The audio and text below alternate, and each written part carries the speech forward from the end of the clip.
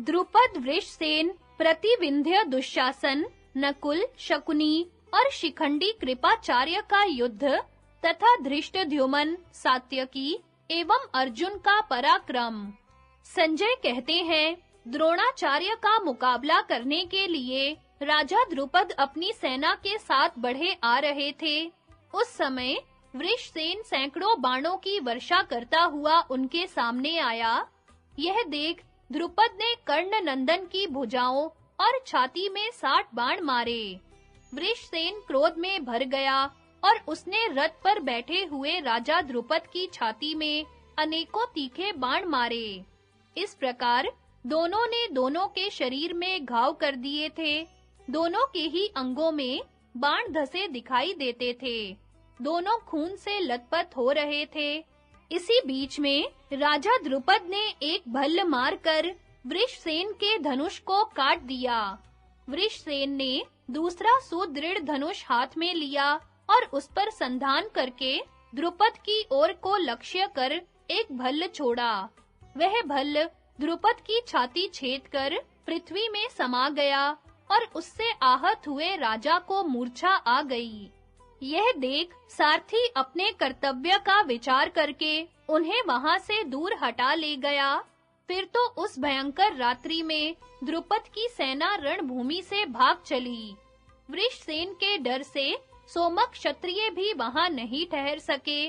प्रतापी वृषसेन सोमकों के अनेकों शूरवीर महारथियों को परास्त करके तुरंत ही राजा युधिष्ठिर के पास पहुंचा। दूसरी ओर प्रतिविंध्य क्रोध में भरकर कौरव सेना को दग्ध कर रहा था। उसका सामना करने को आपका पुत्र महारथी दुशासन पहुंचा। उसने प्रतिविंध्य के ललाट में 3 बाण मारकर उसे अच्छी तरह घायल किया। प्रतिविंध्य ने भी पहले 9 बाण मारकर फिर 7 बाणों से दुशासन को बींध डाला। तब दुशासन ने अपने उग्र सायकों से प्रतिविंध्य के घोड़ों को मारकर एक भल्ल से उसके सारथी को भी यमलोक पहुंचाया। इसके बाद उसके रथ के भी टुकड़े-टुकड़े कर दिए। फिर एक शूरप्र से उसका धनुष भी काट डाला। प्रतिविंध्य सुत सोम के रथ पर जा बैठा और हाथ में धनुष ले आपके पुत्र को बाणों से बींधने लगा। तदनंतर आपके योद्धा बड़ी भारी सेना के साथ आकर आपके पुत्र को सब ओर से घेरकर युद्ध करने लगे। उस समय दोनों सेनाओं में महान संहारकारी युद्ध हुआ। इसी प्रकार एक और नकुल भी आपकी सेना का संहार कर रहा था। उसका सामना करने के लिए क्रोध में भरा हुआ शकुनी जा पहुंचा। वे दोनों ही आपस में वैर रखते थे और दोनों शूरवीर थे। दोनों ही एक दूसरे के वध की इच्छा से परस्पर बाणों का आघात करने लगे। जैसे नकुल बाणों की झड़ी लगा रहा था, उसी प्रकार शकुनी भी।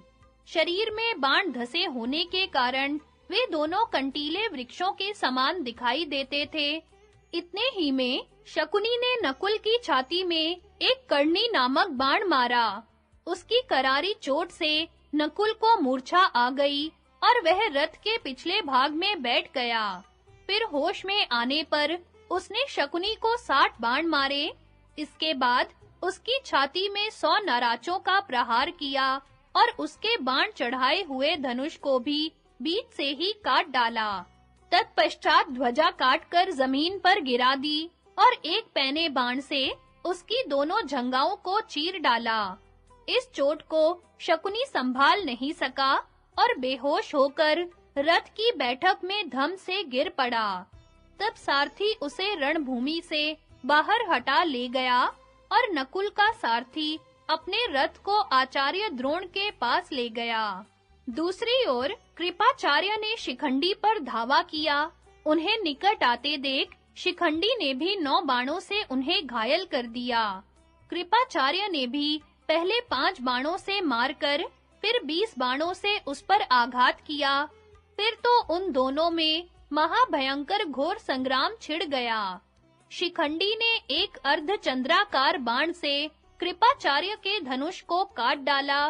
यह देख उन्होंने शिखंडी पर शक्ति का प्रहार किया। किंतु उसने अनेकों बाण मारकर उस शक्ति के टुकड़े-टुकड़े कर दिए। तब कृपाचार्य ने दूसरा धनुष लेकर शिखंडी को तीखे बाणों से आच्छादित कर दिया। इससे शिथिल होकर वह रथ के पिछले भाग में बैठ गया।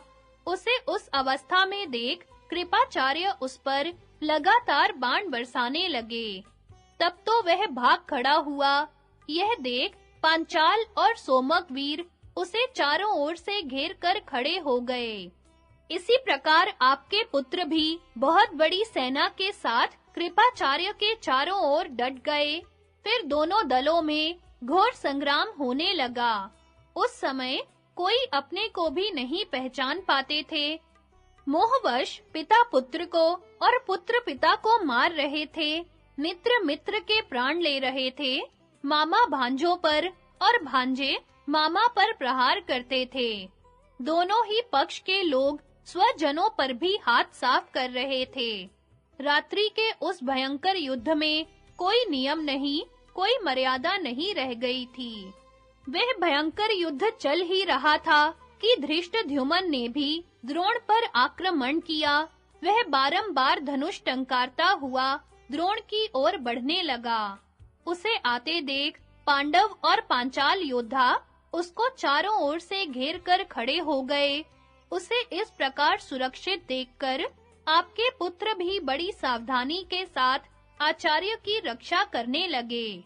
इसी बीच में धृष्टद्युम्न ने द्रोण की छाती में 5 बाण मारकर सिंहनाद किया। तदनंतर द्रोण का पक्ष ले कर्ण ने 10, अश्वत्थामा ने 5, स्वयं द्रोण ने 7, शल्य ने 10, दुशासन ने 3, दुर्योधन ने 20 और शकुनी ने 5 बाण मारकर धृष्टद्युम्न को बींध डाला।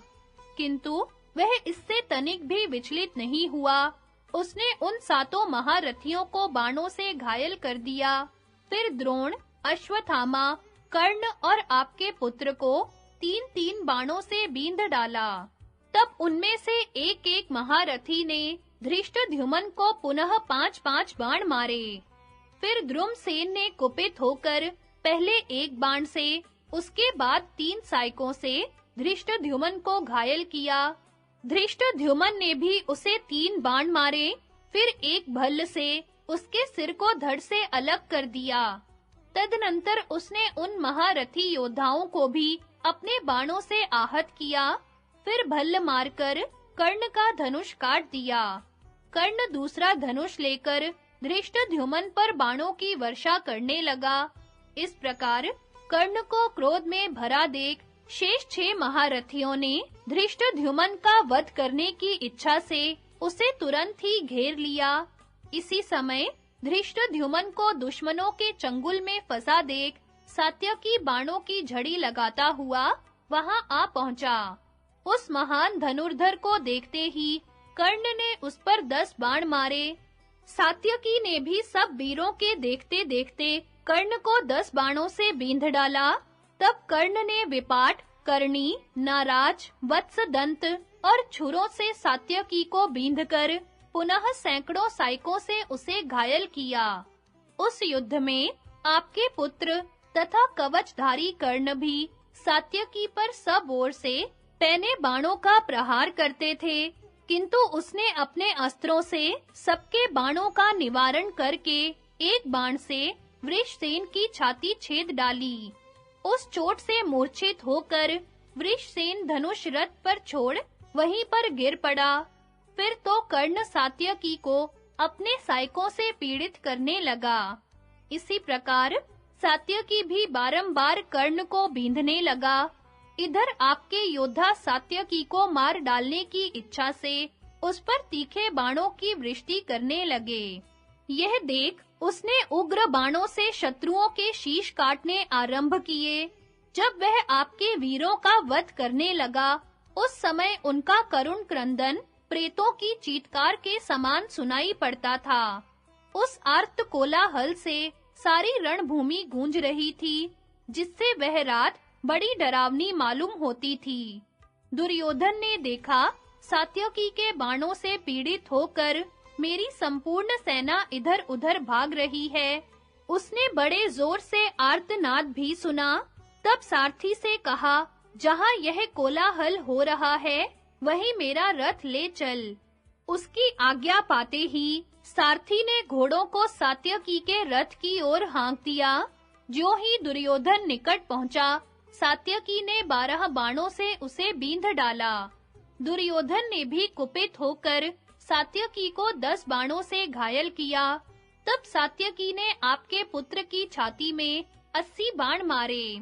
फिर उसके घोड़ों को यमलोक पठाया। तत्पश्चात तुरंत ही सारथी को भी मार गिराया।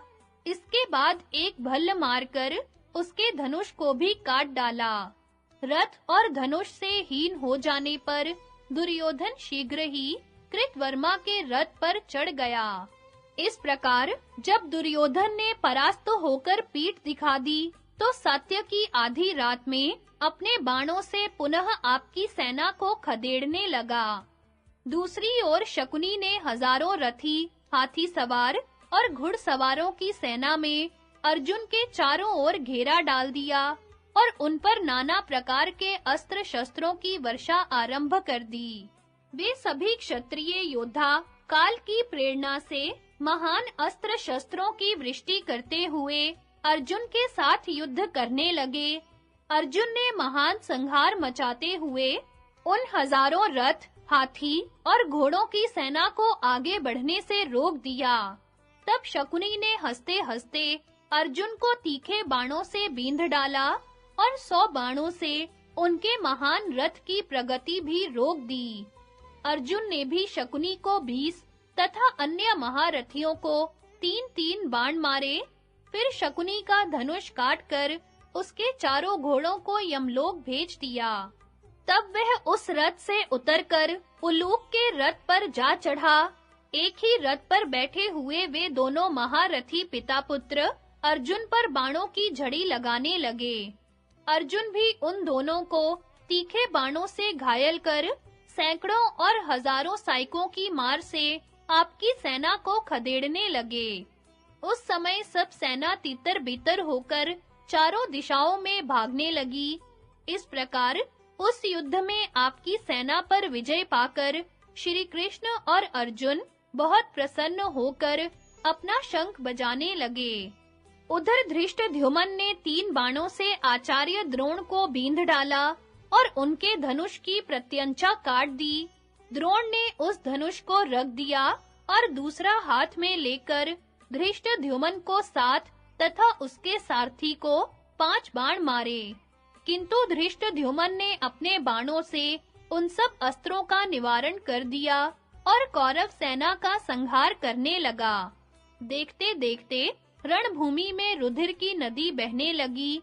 इस प्रकार आपकी सेना की पराजय करके धृष्टद्युम्न तथा शिखंडी ने अपने-अपने शंख बजाए। द्रोण और कर्ण के द्वारा पांडव सेना का संहार तथा भयभीत हुए युधिष्ठिर की बात से श्री कृष्ण का घटोत्कच को कर्ण से युद्ध करने के लिए भेजना। संजय कहते हैं, महाराज, जब दुर्योधन ने देखा कि पांडव मेरी सेना का विध्वंस कर रहे हैं और वह भागी जा रही है, तो उसे बड़ा क्रोध हुआ। वह सहसा द्रोणाचार्य और कर्ण के पास पहुंचा और अमर्ष में भरकर कहने लगा, इस समय पांडवों की सेना मेरी वाहिनी का विध्वंस कर रही है और आप दोनों उसे जीतने में समर्थ होकर भी असमर्थ की भांति तमाशा देखते हैं। यदि आप मुझे त्याग देना न चाहते हो, तो अब भी अपने योग्य पराक्रम करके युद्ध कीजिए। यह उपालंभ सुनकर वे दोनों वीर पांडवों का सामना करने के लिए बढ़े।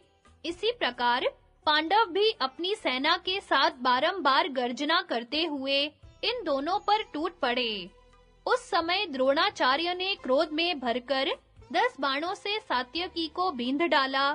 साथ ही कर्ण ने 10, आपके पुत्र ने 7, वृषसेन ने 10 और शकुनी ने 7 बाण मारे। उधर द्रोणाचार्य को पांडव सेना का संहार करते देख सोमक क्षत्रिय तुरंत वहां पहुंचे और सब ओर से द्रोणाचार्य पर बाण बरसाने लगे। आचार्य द्रोण भी चारों ओर बाणों की झड़ी लगाकर क्षत्रियों के प्राण लेने लगे। उनकी मार से पीड़ित हो पांचाल योद्धा एक दूसरे की ओर देखकर आर्त चीत्कार मचा रहे थे। कोई पिता को छोड़कर भागे, कोई पुत्रों को, किसी को अपने सगे भाई, मामा और भांजों की भी सुध न रही। मित्र, संबंधी और बंधु बांधवों को छोड़-छोड़कर सब लोग तेजी के साथ भाग चले। सबको अपने-अपने प्राणों की लगी हुई थी। श्री कृष्ण, अर्जुन, भीमसेन, युधिष्ठिर तथा नकुल सहदेव देखते ही रह गए और उनकी सेना द्रोण के प्रहार से पीड़ित हो जलती हुई हजारों मशाले फेंक-फेंक कर उस रात में भाग चली। सब ओर अंधकार का राज्य था, कुछ भी सूझ नहीं पड़ता था। केवल कौरव सेना के दीपकों के प्रकाश से शत्रु भागते हुए दिखाई देते थे। महारथी द्रोण और कर्ण भागती हुई सेना को भी पीछे से बाण बरसाकर मार रहे थे। यह सब देखकर भगवान श्री कृष्ण ने कहा, अर्जुन, द्रोण और कर्ण ने धृष्टद्युम्न और सात्यकी को तथा संपूर्ण पांचाल योद्धाओं को भी अपने बाणों से घायल कर डाला है। इनकी बाण वर्षा से तुम्हारे महारथियों के पैर उखड़ गए हैं। अब सेना रोकने से भी नहीं रुकती। अर्जुन से इस प्रकार कहने के पश्चात भगवान कृष्ण और अर्जुन दोनों ने सैनिकों से कहा, पांडव सेना के शूरवीरों, तुम भयभीत होकर भागो मत, भय को अपने हृदय से निकाल दो। हम लोग अभी व्यूह रचकर द्रोण और कर्ण को दंड देने का प्रयत्न करते हैं। श्री कृष्ण और अर्जुन इस प्रकार बात कर ही रहे थे कि भयंकर कर्म करने वाले भीमसेन अपनी सेना को लौटाकर शीघ्र ही वहां आ पहुंचे। उन्हें आते देख जनार्दन ने पुनः अर्जुन से कहा, पांडुनंदन, यह देखो, सोमक और पांचाल योद्धाओं को साथ लिए भीमसेन बड़े वेग से द्रोण और कर्ण की ओर बढ़े जा रहे हैं। अब सेना को धैर्य बंधाने के लिए तुम भी इनके साथ होकर युद्ध करो। तदनंतर अर्जुन और श्री कृष्ण द्रोण और कर्ण के पास जाकर सेना के अग्रभाग में खड़े हो गए। फिर युधिष्ठिर की बड़ी भारी सेना भी लौट आई। द्रोण और कर्ण ने पुनः शत्रुओं का संहार आरंभ किया। दोनों ओर की सेनाओं में घमासान युद्ध होने लगा। उस समय आपके सैनिक भी हाथों से मशाले फेंक-फेंक कर उन्मत्त की भांति पांडवों के साथ युद्ध करने लगे। चारों ओर अंधकार और धूल छा रही थी। जैसे स्वयंवर में राजा लोग अपना नाम बोलकर परिचय देते हैं, उसी प्रकार वहां प्रहार करने वाले योद्धाओं के मुख से उनके नाम सुनाई पड़ते थे। जहां-जहां दीपक का प्रकाश दिखाई देता, वहां-वहां लड़ाकू सैनिक पतंगों की भांति टूट पड़ते थे। इस प्रकार युद्ध करते-करते उस महारात्रि का अंधकार बहुत घना हो गया। तत्पश्चात कर्ण ने धृष्टद्युम्न की छाती में 10 मर्म भेदी बाणों का प्रहार किया। धृष्टद्युम्न ने भी कर्ण को 10 बाणों से बींधकर तुरंत ही बदला चुकाया। इस प्रकार वे दोनों एक दूसरे को सायकों से बींधने लगे। थोड़ी ही देर में कर्ण ने धृष्टद्युम्न के घोड़ों को मारकर उसके सारथी को घायल किया। फिर तीखे बाणों से उसका धनुष काटकर एक भल्ल से सारथी को भी मार गिराया। तब धृष्टद्युम्न ने एक भयंकर परिघ के प्रहार से कर्ण के घोड़ों को पीस डाला। फिर पैदल ही युधिष्ठिर की सेना में जाकर सहदेव के रथ पर बैठ गया। इधर कर्ण के सारथी ने उसके रथ में नए घोड़े जोत दिए। अब कर्ण पुनः पंचाल महारथियों को अपने बाणों से पीड़ित करने लगा। अतः वह सेना भयभीत होकर रण से भाग गई। उस समय पांचाल और सृंजय इतने डर गए थे कि पत्ता खड़कने पर भी उन्हें कर्ण के आ जाने का संदेह होता था। कर्ण उस भागती हुई सेना को भी पीछे से बाण मारकर खदेड़ रहा था। अपनी सेना को भागते देख राजा युधिष्ठिर भी पलायन करने का विचार करके अर्जुन से बोले, धनंजय, तुम ही जिनके बंधु एवं सहायक हो, उन हमारे सैनिकों का यह आर्तनाद निरंतर सुनाई दे रहा है। ये कर्ण के बाणों से पीड़ित हो रहे हैं। अब इस समय कर्ण का वध करने के संबंध में जो कुछ भी कर्तव्य हो उसे करो।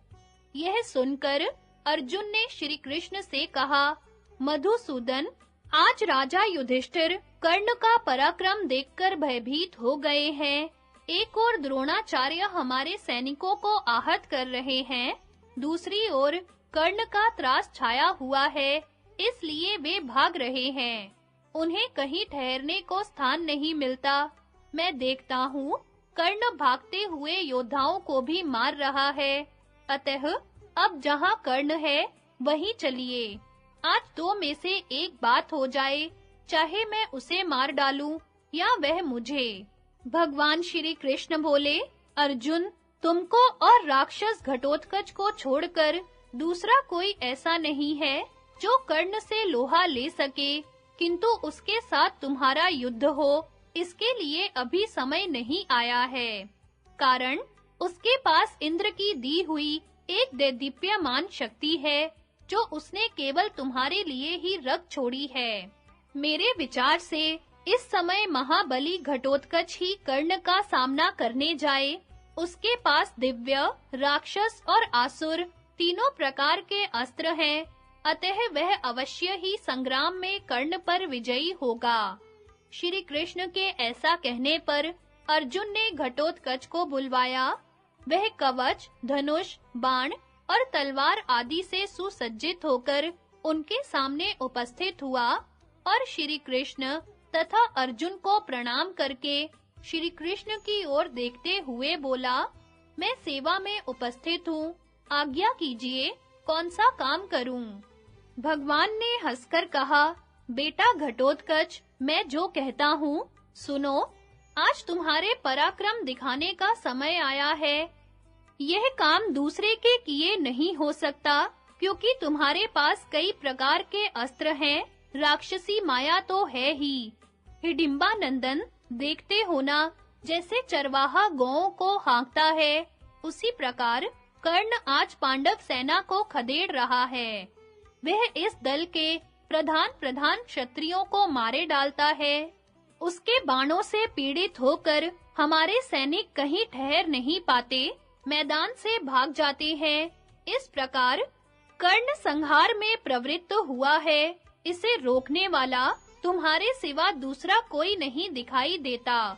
इस समय तुम्हारा बल असीम है और तुम्हारी माया दुस्तर, क्योंकि रात्रि के समय राक्षसों का बल बहुत बढ़ जाता है। उनके पराक्रम की कोई सीमा नहीं रहती, शत्रु उन्हें दबा नहीं सकते।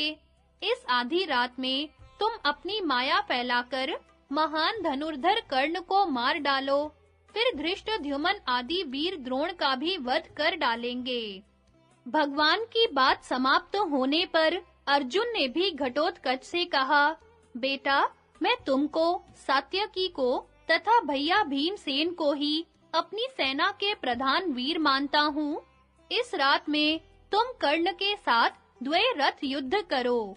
महारथी सात्यकी पीछे से तुम्हारी रक्षा करेंगे। सात्यकी की सहायता लेकर तुम शूरवीर कर्ण को मार डालो। घटोत्कच बोला, भारत, मैं अकेला ही कर्ण, द्रोण तथा अन्य क्षत्रिय वीरों के लिए काफी हूँ। आज रात में मैं सूत पुत्र के साथ ऐसा युद्ध करूंगा, जिसकी चर्चा जब तक यह पृथ्वी रहेगी तब तक लोग करते रहेंगे। आज मैं राक्षस धर्म का आश्रय लेकर संपूर्ण कौरव सेना का संहार करूंगा, किसी को जीता नहीं छोड़ूंगा। ऐसा कहकर महाबाहु घटोत्कच तुम्हारी सेना को भयभीत करता हुआ कर्ण की ओर बढ़ा। कर्ण ने भी हंसते-हंसते उसका सामना किया। फिर तो गर्जना करते हुए उन दोनों वीरों में घोर संग्राम छिड़ गया। घटोत्कच के हाथ से अलम्बुश द्वितीय का वध तथा कर्ण और घटोत्कच का घोर युद्ध। संजय कहते हैं, महाराज, दुर्योधन ने जब देखा कि घटोत्कच कर्ण का वध करने की इच्छा से उसके रथ की ओर बढ़ा आ रहा है, तो उसने दुशासन से कहा, भाई, संग्राम में कर्ण को पराक्रम करते देख यह राक्षस उस पर बड़े वेग से धावा कर रहा है। तुम बड़ी भारी सेना के साथ वहां जाकर इसे रोको और कर्ण की रक्षा करो। दुर्योधन यह कह ही रहा था कि जटासुर का पुत्र अलम्बुश उसके पास आकर बोला, दुर्योधन, यदि तुम आज्ञा दो तो मैं तुम्हारे प्रसिद्ध शत्रुओं को उनके अनुगामियों सहित मार डालना चाहता हूँ। मेरे पिता का नाम था जटासुर, वे समस्त राक्षसों के नेता थे। अभी कुछ ही दिन हुए इन नीच पांडवों ने उन्हें मार डाला है। मैं इसका बदला चुकाना चाहता हूँ। तुम इस काम के लिए मुझे आज्ञा दो। यह सुनकर दुर्योधन को बड़ी प्रसन्नता हुई। उसने कहा, अलम्बुश, शत्रुओं को जीतने के लिए तो द्रोण और कर्ण आदि के साथ मैं ही बहुत हूँ। तुम तो मेरी आज्ञा से क्रूर कर्म करने वाले घटोत्कच का ही नाश करो। तथास्तु कहकर अलम्बुश ने घटोत्कच को युद्ध के लिए ललकारा और उसके ऊपर नाना प्रकार के शस्त्रों की वर्षा आरंभ कर दी। किंतु घटोत्कच अकेला ही अलम्बुश, कर्ण और कौरवों की दूस्तर सेना को रौंदने लगा। उसकी माया का बल देखकर अलम्बुश ने घटोत्कच पर नाना प्रकार के सायक समूहों की झड़ी लगा दी और अपने बाणों से पांडव सेना को मार भगाया। इसी प्रकार घटोत्कच के बाणों से क्षत विक्षत होकर आपकी सेना भी हजारों मशाले फेंक-फेंक कर भागने लगी। तदनंतर अलम्बुश ने क्रोध में भरकर घटोत्कच को 10 बाण मारे। उसने भी भयंकर गर्जना करते हुए अलम्बुश के घोड़ों और सारथी को मारकर उसके आयुधों के भी टुकड़े-टुकड़े कर डाले। फिर तो अलम्बुश क्रोध में भर गया और उसने घटोत्कच को बड़े जोर से मुक्का मारा। मुक्के की चोट से घटोत्कच कांप उठा। फिर उसने भी अलम्बुश को मुक्के से मारा और उसे भूमि पर पटककर दोनों कोहनियों से रगड़ने लगा। अलम्बुश ने किसी प्रकार अपने को घटोत्कच के चंगुल से छुड़ाया और उसे भी जमीन पर पटककर रोष के साथ रगड़ना आरंभ किया। इस प्रकार दोनों महाकाय राक्षस गरजते हुए लड़ रहे थे। उनमें बड़ा रोमांचकारी युद्ध हो रहा था। वे दोनों बड़े पराक्रमी और मायावी थे और माया बल में एक दूसरे से अपनी विशेषता दिखाते हुए युद्ध कर रहे थे। एक आग बनकर प्रकट होता तो दूसरा समुद्र, एक को नाग बनते देख दूसरा गरुड़ हो जाता। इसी प्रकार कभी मेघ और आंधी, कभी पर्वत और वज्र तथा कभी हाथी और सिंह बनकर प्रकट होते थे।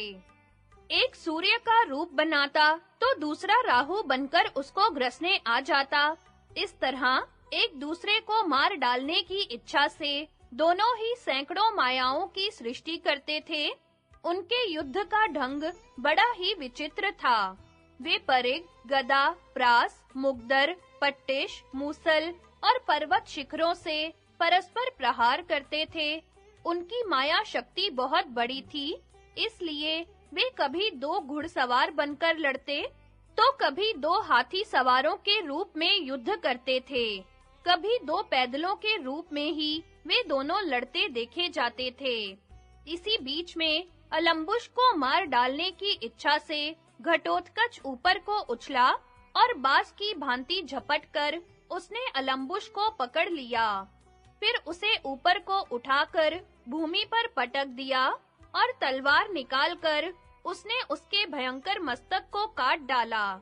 खून से भरे हुए उस मस्तक को लिए घटोत्कच दुर्योधन के पास गया और उसे उसके रथ में फेंककर बोला, "यह है तेरा सहायक बंधु, इसे मैंने मार डाला।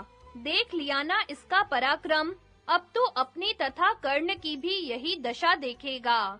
यह कहकर घटोत्कच तीखे बाणों की वर्षा करता हुआ कर्ण की ओर चला।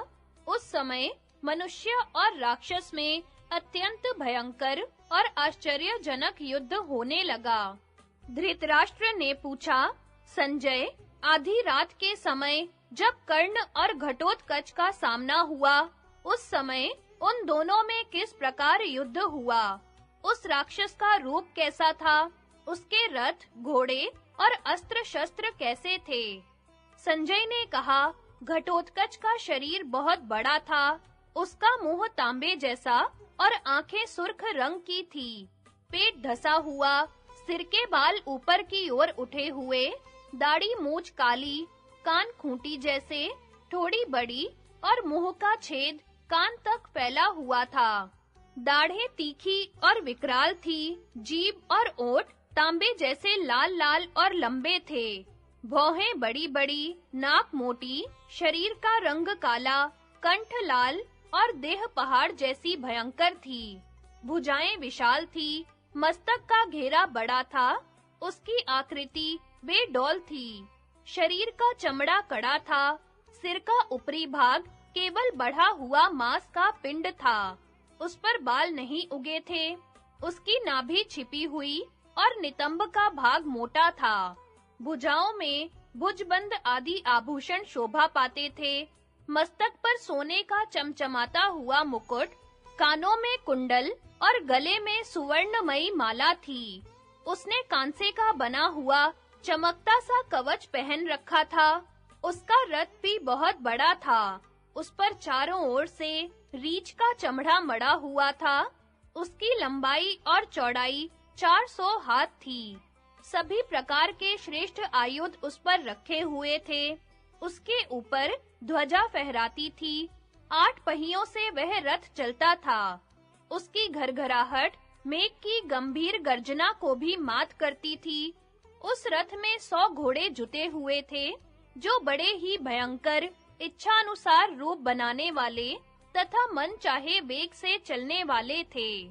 विरूपाक्ष नामक राक्षस उसका सारथी था, जिसके मुख और कुंडलों से दीप्ति बरस रही थी।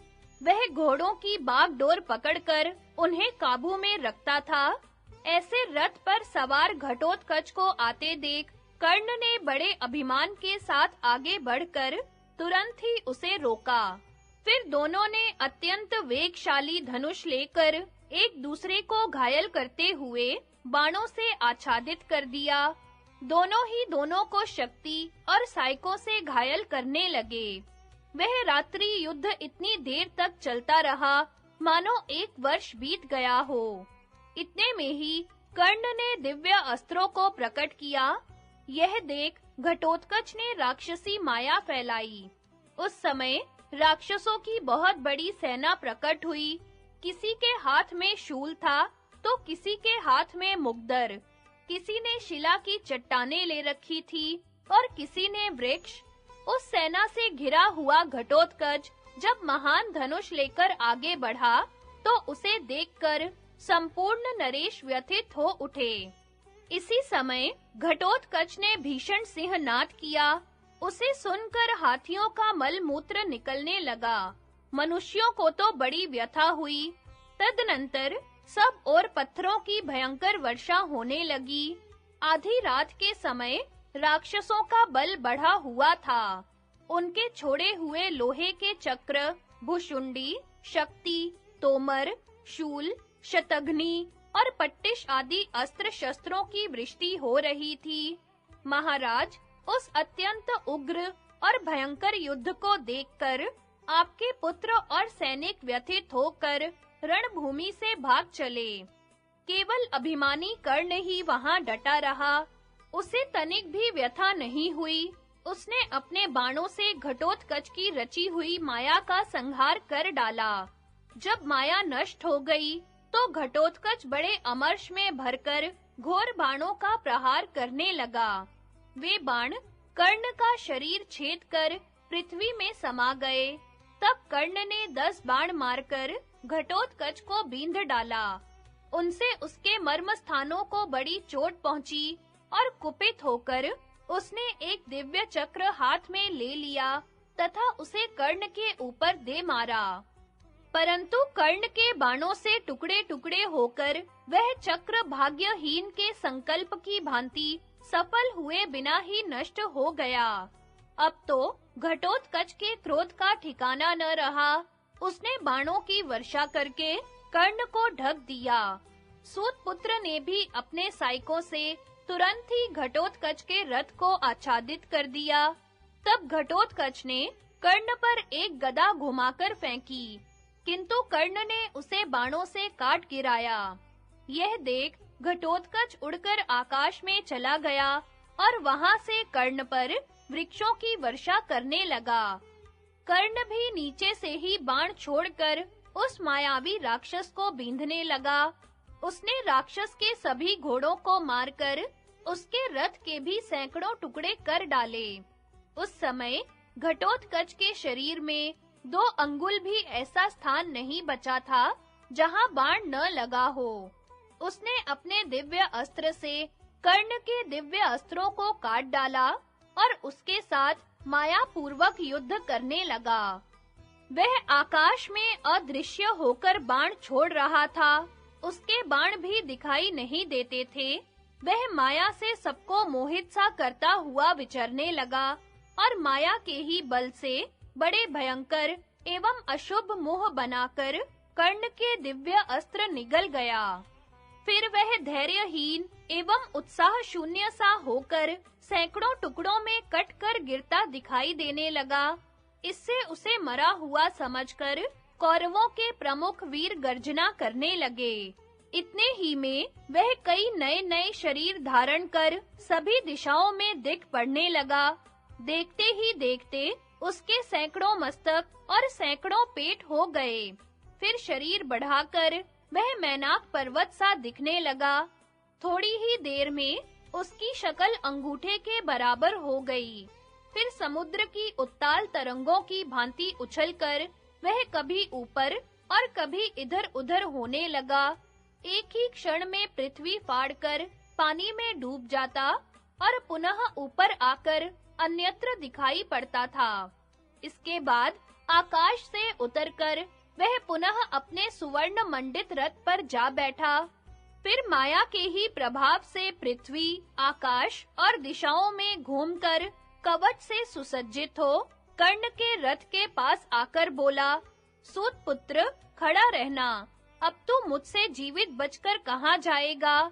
आज मैं इस समरांगण में तेरा युद्ध का शौक पूरा कर दूंगा। ऐसा कहकर वह राक्षस पुनः आकाश में उड़ गया और कर्ण के ऊपर रथ के धुरे के समान स्थूल बाणों की वर्षा करने लगा। उसकी बाण वर्षा को दूर से ही कर्ण ने काट गिराया। इस प्रकार अपनी माया को नष्ट हुई देख घटोत्कच पुनः अदृश्य होकर नूतन माया की सृष्टि करने लगा। एक ही क्षण में वह एक बहुत ऊंचा पर्वत बन गया और उससे पानी के झरने की भांति शूल, प्रास, तलवार और मूसल आदि अस्त्र शस्त्रों की वृष्टि होने लगी। किंतु कर्ण को इससे तनिक भी भय नहीं हुआ। उसने मुस्कुराते हुए दिव्य अस्त्र प्रकट किए। उस अस्त्र का स्पर्श होते ही उस पर्वतराज का नाम निशान भी नहीं रह गया। इतने ही में वह राक्षस इंद्रधनुष सहित मेघ बनकर उमड़ आया और सूत पुत्र पर पत्थरों की वर्षा करने लगा। किंतु कर्ण ने वायव्य अस्त्र का संधान करके उस काले मेघ को फौरन उड़ा दिया। इतना ही नहीं, उसने सायक समूहों से समस्त दिशाओं को आच्छादित करके घटोत्कच के चलाए हुए संपूर्ण अस्त्रों का नाश कर डाला। तब भीमसेन के पुत्र ने कर्ण के सामने महामाया प्रकट की। कर्ण ने देखा घटोत्कच रथ पर बैठा आ रहा है। उसके साथ राक्षसों की बहुत बड़ी सेना है। राक्षसों में कुछ हाथी पर है, कुछ रथ पर है और कुछ घोड़ों पर सवार हैं। उनके पास नाना प्रकार के अस्त्र शस्त्र और कवच दिखाई देते हैं। घटोत्कच ने निकट आते ही कर्ण को 5 बाण मारकर बींध डाला और सब राजाओं को भयभीत करता हुआ भैरव स्वर से गर्जना करने लगा। फिर उसने अंजलिक नामक बाण के प्रहार से कर्ण का धनुष काट डाला। तब कर्ण दूसरा धनुष हाथ में ले आकाशचारी राक्षसों की ओर बाण मारने लगा। इससे उन्हें बड़ी पीड़ा हुई। घोड़े, सारथी तथा हाथी के सहित संपूर्ण राक्षस कर्ण के हाथ से मारे गए। उस समय पांडव पक्ष के हजारों क्षत्रिय योद्धाओं में राक्षस घटोत्कच को छोड़ दूसरा कोई कर्ण की ओर आंख उठाकर देख भी नहीं सकता था। घटोत्कच क्रोध से जल उठा, उसकी आंखों से चिंगारियां छूटने लगी। उसने हाथ से हाथ मलकर ओंठ को दांतों तले दबाया और पुनः माया के बल से दूसरे रथ का निर्माण किया। उसमें हाथी के समान मोटे ताजे तथा पिशाचों जैसे मुख वाले गधे जोते गए। उस रथ पर बैठकर वह कर्ण के सामने आया और उसने उसके ऊपर एक भयंकर अश्नि का प्रहार किया। कर्ण ने अपना धनुष रथ पर रख दिया और कूदकर उस अश्नि को हाथ से पकड़ लिया। फिर उसने उसे घटोत्कच पर ही चला दिया। घटोत्कच तो रथ से कूदकर दूर जा खड़ा हुआ, किंतु उस अश्नि के तेज से गधे, सारथी तथा ध्वजा सहित उसका रथ जलकर भस्म हो गया। फिर वह अश्नि पृथ्वी में समा गई। कर्ण का यह पराक्रम देखकर देवता भी आश्चर्य करने लगे। संपूर्ण प्राणियों ने उसकी प्रशंसा की। पूर्वोक्त पराक्रम करके कर्ण अपने रथ पर जा बैठा और पुनः राक्षस सेना पर बाण बरसाने लगा। अब घटोत्कच गंधर्व नगर के समान पुनः अदृश्य हो गया और माया से कर्ण के दिव्य अस्त्रों का नाश करने लगा। तो भी कर्ण ने अपना धैर्य नहीं खोया। उस राक्षस के साथ उसने युद्ध जारी ही रखा। तदनंतर क्रोध में भरे हुए घटोत्कच ने अपने अनेकों स्वरूप बनाए और कौरव महारथियों को भयभीत कर दिया। तत्पश्चात सिंह, व्याघ्र, लकड़बग्घे, आग के समान लपलपाती हुई जीभ वाले सांप और लोहमय चोंच वाले पक्षी सब दिशाओं से कौरव सेना पर टूट पड़े। घटोत्कच तो कर्ण के बाणों से घायल होकर अंतर्धान हो गया, परंतु मायामय पिशाच, राक्षस, यातुधान, कुत्ते और भयंकर मुख वाले भेड़िए सब ओर से प्रकट होकर कर्ण की ओर इस प्रकार दौड़े मानो उसे खा जाएंगे, तथा खून से रंगे हुए भयंकर अस्त्र शस्त्र लेकर कठोर बातें सुनाते हुए उसे डराने लगे। कर्ण ने उनमें से प्रत्येक को कई-कई बाण मारकर बींध डाला और दिव्य अस्त्र से उस राक्षसी माया का संहार करके घटोत्कच के घोड़ों को भी यमलोक भेज दिया। इस प्रकार पुनः अपनी माया का नाश हो जाने पर अभी तुझे मौत के मुख में भेजता हूँ, ऐसा कर्ण से कहकर घटोत्कच फिर अंतर्धान हो गया। भीमसेन के साथ अलायुध का युद्ध तथा घटोत्कच के हाथ से अलायुध का वध। संजय कहते हैं, राजन, इस प्रकार कर्ण और घटोत्कच का युद्ध हो ही रहा था कि अलायुध नाम वाला एक राक्षस पूर्वकालीन वैर का स्मरण करके अपनी बड़ी भारी सेना के साथ दुर्योधन के पास आया और युद्ध की लालसा से बोला, महाराज, आपको तो मालूम ही होगा कि भीमसेन ने हमारे बांधव हिडिंब, बक और किरमीर का वध कर डाला है। इसलिए आज हम स्वयं ही घटोत्कच का वध करेंगे तथा श्री कृष्ण और पांडवों को अनुचरों सहित मारकर खा जाएंगे। आप अपनी सेना को पीछे हटा लीजिए। आज पांडवों के साथ हम राक्षसों का ही युद्ध होगा। उसकी बात सुनकर दुर्योधन को बड़ी खुशी हुई। उसने अपने बंधुओं के साथ ही उससे कहा, भाई, तुम्हें तो तुम्हारी सेना सहित आगे रखेंगे और साथ रहकर हम स्वयं भी शत्रुओं के साथ लड़ेंगे। मेरे योद्धाओं के हृदय में वैर की आग जल रही है, वे चैन से बैठेंगे नहीं। अच्छा, ऐसा ही हो, यह कहकर राक्षस राज अलायुध राक्षसों को साथ लेकर बड़ी उतावली के साथ युद्ध के लिए चला। घटोत्कच के पास जैसा तेजस्वी रथ था, वैसा ही अलायुध के पास भी था। उसकी भी घरघराहट अनुपम थी। उस पर भी रीछ का चमड़ा मढ़ा हुआ था। लंबाई चौड़ाई भी वही 400 हाथ की थी। वैसे ही हाथी के समान मोटे ताजे 100 घोड़े जुटे हुए थे। उसका धनुष भी बहुत बड़ा था, जिसकी प्रत्यंचा सुदृढ़ थी। उसके बाण भी रथ के धुरे के समान मोटे और लंबे थे। वह भी वैसा ही वीर था जैसा घटोत्कच, किंतु रूप में वह घटोत्कच की अपेक्षा सुंदर था। महाराज, अलायुध के आने से कौरवों को बड़ी प्रसन्नता हुई, मानो समुद्र में डूबते हुए को जहाज मिल गया हो। उन्होंने अपना नया जन्म हुआ समझा। उस समय कर्ण और घटोत्कच में अलौकिक युद्ध चल रहा था। द्रोण, अश्वत्थामा और कृपाचार्य आदि घटोत्कच के पुरुषार्थ को देखकर थर्रा उठे थे। सबके मन में घबराहट थी, सर्वत्र हाहाकार मचा हुआ था। सारी सेना कर्ण के जीवन से निराश हो चुकी थी। दुर्योधन ने देखा कि कर्ण बड़ी विपत्ति में फंस गया है, तो उसने अलायुध को बुलाकर कहा कि यह कर्ण घटोत्कच के साथ भिड़ा हुआ है और युद्ध में जहां तक इसकी शक्ति है, महान पराक्रम दिखा रहा है। वीरवर, जैसी तुम्हारी इच्छा थी, उसके अनुसार ही इस संग्राम में घटोत्कच को तुम्हारे हिस्से में कर दिया गया है। अब तुम पुरुषार्थ करके इसका नाश करो। यह पापी अपने माया बल का आश्रय लेकर पहले ही कहीं कर्ण को मार न डाले, इसका ख्याल रखना। दुर्योधन के ऐसा कहने पर अलायुध ने बहुत अच्छा कहकर घटोत्कच पर धावा किया।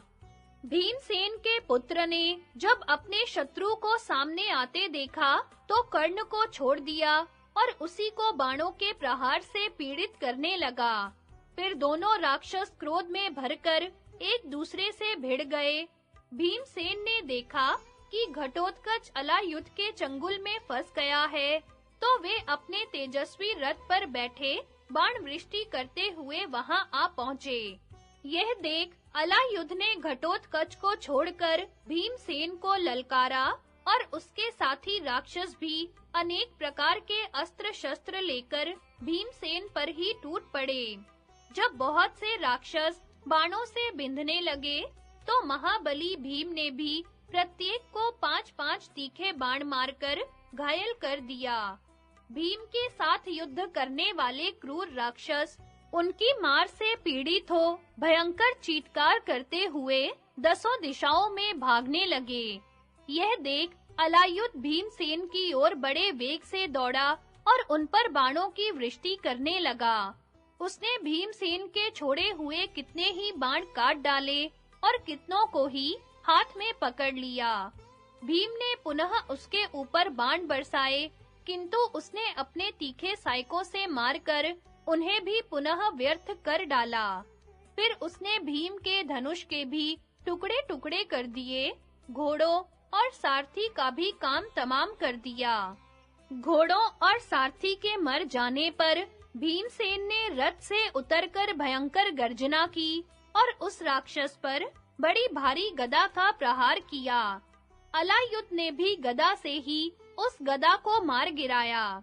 तब भीम ने दूसरी गदा हाथ में ली और उस राक्षस के साथ उनका तुमुल युद्ध होने लगा। उस समय एक दूसरे पर गदा के आघात से जो भयंकर शब्द होता था, उससे पृथ्वी कांप उठती थी। थोड़ी ही देर में गदा फेंककर दोनों मुक्के मारते हुए लड़ने लगे। उनके मुक्कों के आघात से बिजली के कड़कने की सी आवाज होती थी। इस तरह युद्ध करते-करते दोनों अत्यंत क्रोध में भर गए और रथ के पहिए, जुए, धुरे तथा अन्य उपकरणों में से जो भी निकट दिखाई देता था, उसे ही उठा-उठाकर एक दूसरे को मारने लगे। दोनों के शरीर से रक्त की धारा बह रही थी।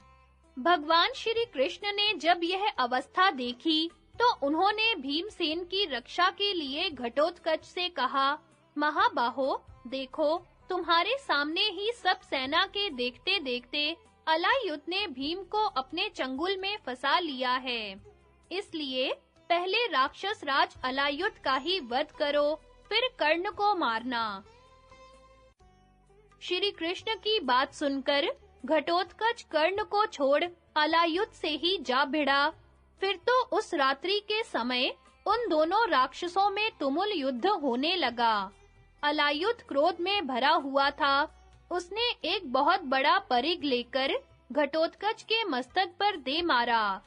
उससे घटोत्कच को तनिक मूर्छा सी आ गई, किंतु उस बलवान ने अपने को संभाल लिया और अलायुध के ऊपर एक बहुत बड़ी गदा चलाई। वेग से फेंकी हुई उस गदा ने अलायुध के घोड़े, सारथी और रथ का चूर्ण बना डाला। अलायुध राक्षसी माया का आश्रय ले उछलकर आकाश में उड़ गया। उसके ऊपर जाते ही खून की वर्षा होने लगी। आकाश में मेघों की काली घटा छा गई, बिजली चमकने लगी, कड़ाके की आवाज के साथ वज्रपात होने लगा। उस महासमर में बड़े जोर की कड़कड़ाहट फैल गई। उसकी माया देखकर घटोत्कच भी आकाश में उड़ गया और दूसरी माया रचकर उसने अलायुध की माया का नाश कर दिया। यह देख अलायुध घटोत्कच के ऊपर पत्थरों की वर्षा करने लगा, किंतु घटोत्कच ने अपने बाणों की बौछार से उन पत्थरों को नष्ट कर डाला। फिर दोनों पर नाना प्रकार के आयुधों की वर्षा करने लगे। लोहे के परिघ, शूल, गदा, मूसल, मुदगर, पिनाक, तलवार, तोमर, प्रास, कंपन, नाराज, भाला, बाण, चक्र, फरसा, लोहे की गोलियां, भिंदीपाल, गोशीर्ष और उलूखन आदि अस्त्र शस्त्रों से तथा पृथ्वी से उखाड़े हुए शमी, बरगद, पाकर, पीपल और सेमर आदि बड़े-बड़े वृक्षों से वे परस्पर प्रहार करने लगे। नाना प्रकार के पर्वतों के शिखर लेकर भी वे एक दूसरे को मारते थे।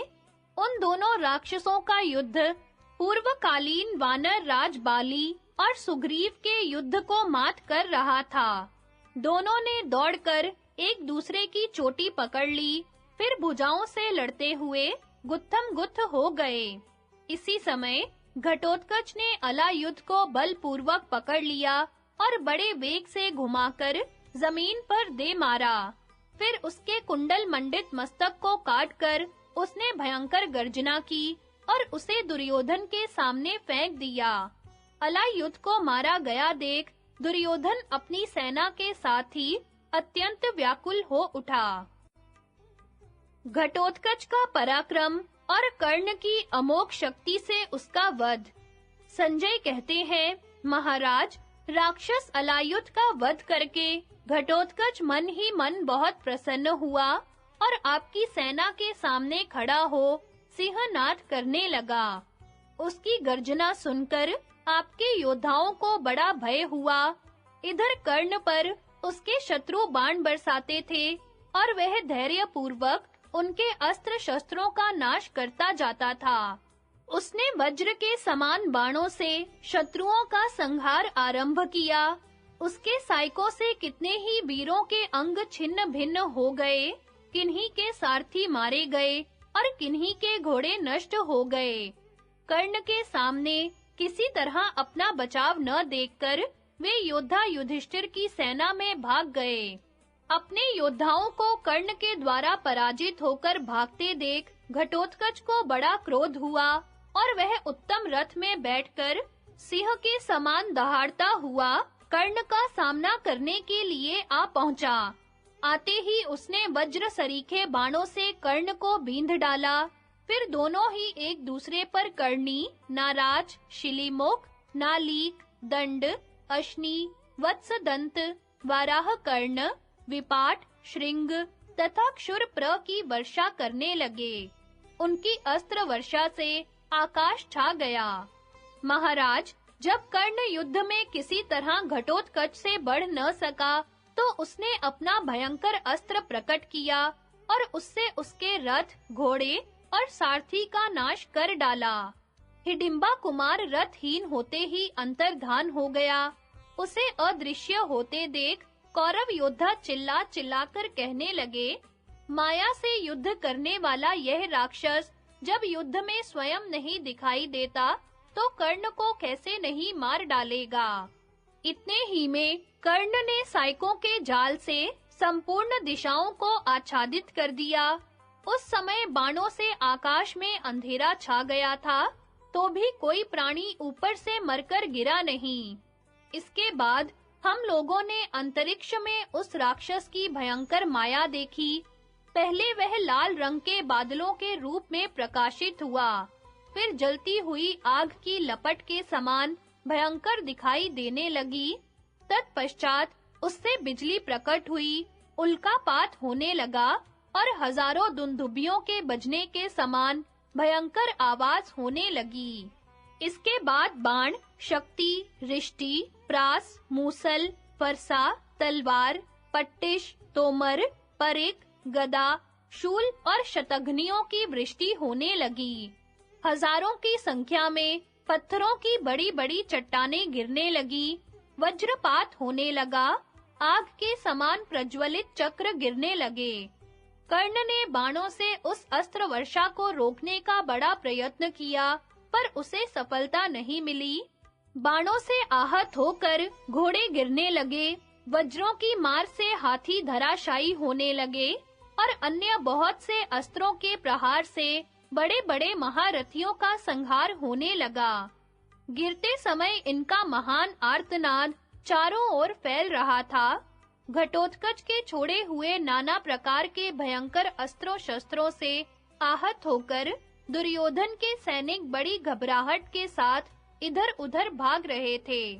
सब ओर हाहाकार मचा था, सभी लोग विषाद मग्न और भयभीत हो गए थे। उस समय आपके पुत्र की सेना पर भयंकर मोह छा रहा था। कितने ही शूरवीरों की आंतें छितरा गई थी, उनके मस्तक कट गए थे और सारे अंग छिन्न-भिन्न हो रहे थे। इस दशा में वे रणभूमि में पड़े हुए थे। जगह-जगह चट्टानों से कुचले हुए घोड़े और हाथी दिखाई देते थे, रथ चकनाचूर हो गए थे। उस समय काल की प्रेरणा से क्षत्रियों का विनाश हो रहा था। समस्त कौरव योद्धा घायल होकर भागते हुए चिल्ला-चिल्लाकर कह रहे थे, कौरवों, भागो, यह सेना नहीं है। इंद्र आदि देवता पांडवों का पक्ष लेकर हमारा नाश कर रहे हैं। इस प्रकार जब कौरव विपत्ति के महासागर में डूब रहे थे, उस समय सूत पुत्र कर्ण ने ही द्वीप बनकर उनकी रक्षा की। वह सारी शस्त्र वर्षा को अपनी छाती पर झेलता हुआ अकेला ही मैदान में डटा रहा। इतने ही में घटोत्कच ने कर्ण के चारों घोड़ों को लक्ष्य करके एक शतघ्नि चलाई। उसके प्रहार से घोड़ों ने धरती पर घुटने टेक दिए। उनके दांत गिर गए, आंखें और जीभें बाहर निकल आईं, फिर वे निष्प्राण होकर गिर पड़े। घोड़ों के मर जाने पर कर्ण अपने रथ से उतर पड़ा और मन ही मन कुछ सोचने लगा। उस समय कौरव योद्धा भाग रहे थे। राक्षसी माया से उसके दिव्यास्त्रों का नाश हो गया था, तो भी कर्ण घबराया नहीं। वह समयोचित कर्तव्य का विचार करने लगा। इसी समय उस भयंकर माया का प्रभाव देख समस्त कौरवों ने मिलकर कर्ण से कहा, भाई, अब तुम इस राक्षस का तुरंत वध करो, नहीं तो ये सभी कौरव अभी नष्ट हुए जाते हैं। भीमसेन और अर्जुन हमारा क्या कर लेंगे? इस समय आधी रात में इस राक्षस का प्रताप बहुत बढ़ा हुआ है, अतः इसका ही नाश करो। हम लोगों में से जो इस भयंकर संग्राम से छुटकारा पा जाएगा, वही सेना सहित पांडवों से युद्ध करेगा। इसलिए तुम इंद्र की दी हुई शक्ति से इस भयंकर राक्षस का संहार कर डालो। कर्ण, सभी कौरव इंद्र के समान बलवान हैं। कहीं ऐसा ना हो कि इस रात्रि युद्ध में सबके सब अपने सैनिकों सहित मारे जाएं। निशीथ का समय था। राक्षस कर्ण पर निरंतर प्रहार कर रहा था। सारी सेना पर उसका आतंक छाया हुआ था और इधर कौरव वेदना से कराह रहे थे। यह सब देख सुनकर कर्ण ने राक्षस के ऊपर शक्ति छोड़ने का विचार किया। अब उससे संग्राम में शत्रु का आघात नहीं सहा गया। उसके वध की इच्छा से कर्ण ने वह वैजयंती नाम वाली असह्य शक्ति हाथ में ली। महाराज, यह वही शक्ति थी जिसे न जाने कितने वर्षों से कर्ण ने अर्जुन को मारने के लिए सुरक्षित रखा था। वह सदा उसकी पूजा किया करता था। मृत्यु की सगी बहन अथवा लपलपाती हुई काल की जिह्वा के समान वह शक्ति कर्ण ने घटोत्कच के ऊपर चला दी। उसे देखते ही राक्षस भयभीत हो गया और विंध्याचल के समान विशाल शरीर धारण कर वहां से भागा। रात्रि में प्रज्वलित होती हुई उस शक्ति ने राक्षस की सारी माया भस्म करके उसकी छाती में गहरी चोट की और उसे विदीर्ण करके ऊपर नक्षत्र मंडल में समा गई। घटोत्कच भैरव नाद करता हुआ अपने प्यारे प्राणों से हाथ धो बैठा। उस समय शक्ति के प्रहार से उसके मर्मस्थल विदीर्ण हो गए थे, तो भी शत्रुओं का नाश करने के लिए उसने आश्चर्यजनक रूप धारण किया। उसने अपना शरीर पर्वत के समान बना लिया। इसके बाद वह नीचे गिरा। यद्यपि मर गया था, तो भी उसने अपने पर्वताकार शरीर से कौरव सेना के एक भाग का संहार कर डाला। उसकी देह के नीचे एक अक्षौहिणी सेना दबकर मर गई। इस प्रकार मरते-मरते भी उसने पांडवों का हित साधन किया। माया नष्ट हुई और राक्षस मारा गया। यह देखकर कौरव योद्धा हर्षनाद करने लगे। साथ ही शंख, भेरी, ढोल और नगाड़े भी बज उठे। कर्ण की प्रशंसा होने लगी और दुर्योधन के रथ में बैठकर उसने अपनी सेना में प्रवेश किया। घटोत्कच की मृत्यु से भगवान की प्रसन्नता तथा पांडव हितैषी भगवान के द्वारा कर्ण का बुद्धि मोह। संजय कहते हैं, घटोत्कच के मारे जाने से समस्त पांडव शोक मग्न हो गए। सबकी आंखों से आंसुओं की धारा बहने लगी। किंतु वसुदेव नंदन श्री कृष्ण को बड़ी खुशी थी। वे आनंद में डूब रहे थे। उन्होंने बड़े जोर से सिंहनाद किया और हर्ष से झूमकर नाचने लगे। फिर अर्जुन को गले लगाकर उनकी पीठ ठोंकी और बारंबार गर्जना की। भगवान को इतना प्रसन्न जान अर्जुन बोले, मधुसूदन, आज आपको बेमौके इतनी खुशी क्यों हो रही है? घटोत्कच के मारे जाने से हमारे लिए शोक का अवसर उपस्थित हुआ है। सारी सेना विमुख होकर भागी जा रही है। हम लोग भी बहुत घबरा गए हैं, तो भी आप प्रसन्न हैं। इसका कोई छोटा-मोटा कारण नहीं हो सकता। जनार्दन, बताइए क्या वजह है इस प्रसन्नता की? यदि बहुत छिपाने की बात न हो, तो अवश्य बता दीजिए। मेरा धैर्य छूटा जा रहा है। भगवान श्री कृष्ण बोले, धनंजय, मेरे लिए सचमुच ही बड़े आनंद का अवसर आया है। कारण सुनना चाहते हो तो सुनो। तुम जानते हो कर्ण ने घटोत्कच को मारा है, पर मैं कहता हूँ कि इंद्र की दी हुई शक्ति को निष्फल करके घटोत्कच ने ही कर्ण को मार डाला है। अब तुम कर्ण को मरा हुआ ही समझो। संसार में कोई भी मनुष्य ऐसा नहीं है जो कर्ण के हाथ में शक्ति रहने पर उसके सामने ठहर सकता, और यदि उसके पास कवच और कुंडल भी होते, तब तो वह देवताओं सहित तीनों लोकों को भी जीत सकता था। उस अवस्था में इंद्र, कुबेर, वरुण अथवा यमराज भी युद्ध में उसका सामना नहीं कर सकते थे। हम और तुम सुदर्शन चक्र और गांडीव लेकर भी उसे जीतने में असमर्थ हो जाते। तुम्हारा ही हित करने के लिए इंद्र ने छल से उसे कुंडल और कवच से हीन कर दिया। उनके बदले में जब से इंद्र ने उसे अमोघ शक्ति दे दी थी, तब से वह सदा तुमको मरा हुआ ही मानता था। आज यद्यपि उसकी ये सारी चीजें नहीं रही, तो भी तुम्हारे सिवा दूसरे किसी से वह नहीं मारा जा सकता। कर्ण ब्राह्मणों का भक्त, सत्यवादी, तपस्वी, व्रतधारी और शत्रुओं पर भी दया करने वाला है। इसलिए वह वृष कहलाता है। संपूर्ण देवता चारों ओर से कर्ण पर बाणों की वर्षा करें और दैत्य उस पर मांस और रक्त उछाले, तो भी वे उसे जीत नहीं सकते। कवच, कुंडल तथा इंद्र की दी हुई शक्ति से वंचित हो जाने के कारण आज कर्ण साधारण मनुष्य सा हो गया है, तो भी उसे मारने का एक ही उपाय है।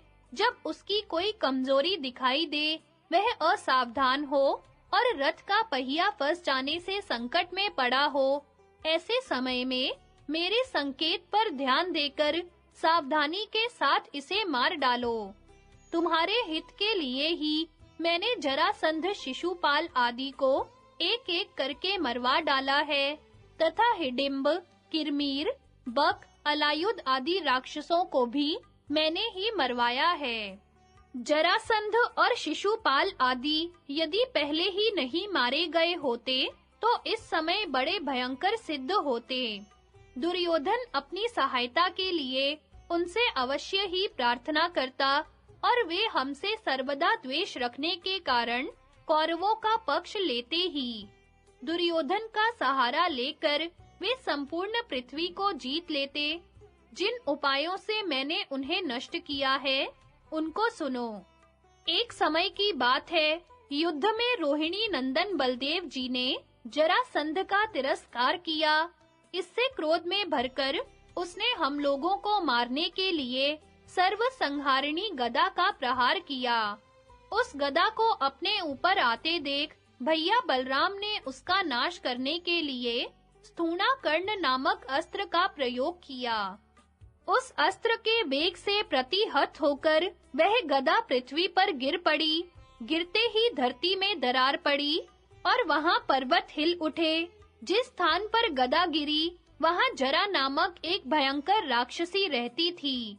गदा के आघात से वह अपने पुत्र और बांधवों सहित मारी गई। जरासंध अलग-अलग 2 टुकड़ों के रूप में पैदा हुआ था। उन टुकड़ों को इसी जरा नाम वाली राक्षसी ने जोड़कर जीवित किया था। इसी से उसका नाम जरासंध हुआ। उसके 2 ही प्रधान सहारे थे, गदा और जरा। इन दोनों से वह हीन हो गया था। इसी से भीमसेन तुम्हारे सामने उसका वध कर सके।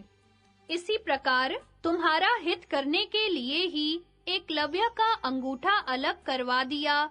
चेदीराज शिशुपाल को तुम्हारे सामने ही मार डाला। उसे भी देवता तथा असुर संग्राम में नहीं जीत सकते थे। उसका तथा अन्य देवद्रोहियों का नाश करने के लिए ही मेरा अवतार हुआ है। हिडिंबासुर, बक और किरमीर ये रावण के समान बलि तथा ब्राह्मणों और यज्ञ से द्वेष रखने वाले थे। लोक कल्याण के लिए ही इन्हें भीमसेन से मरवा डाला। इसी प्रकार घटोत्कच के हाथ से अलायुध का नाश कराया और कर्ण के द्वारा शक्ति प्रहार कराकर घटोत्कच का भी काम तमाम किया। यदि इस महासमर में कर्ण अपनी शक्ति के द्वारा घटोत्कच को नहीं मार डालता, तो मुझे इसका वध करना पड़ता। इसके द्वारा तुम लोगों का प्रिय कार्य कराना था, इसलिए मैंने पहले ही इसका वध नहीं किया। घटोत्कच ब्राह्मणों का द्वेषी और यज्ञों का नाश करने वाला था। यह पापात्मा धर्म का लोप कर रहा था। इसी से इस प्रकार इसका विनाश करवाया है। जो धर्म का लोप करने वाले हैं, वे सभी मेरे वध्य हैं। मैंने धर्म स्थापना के लिए प्रतिज्ञा कर ली है।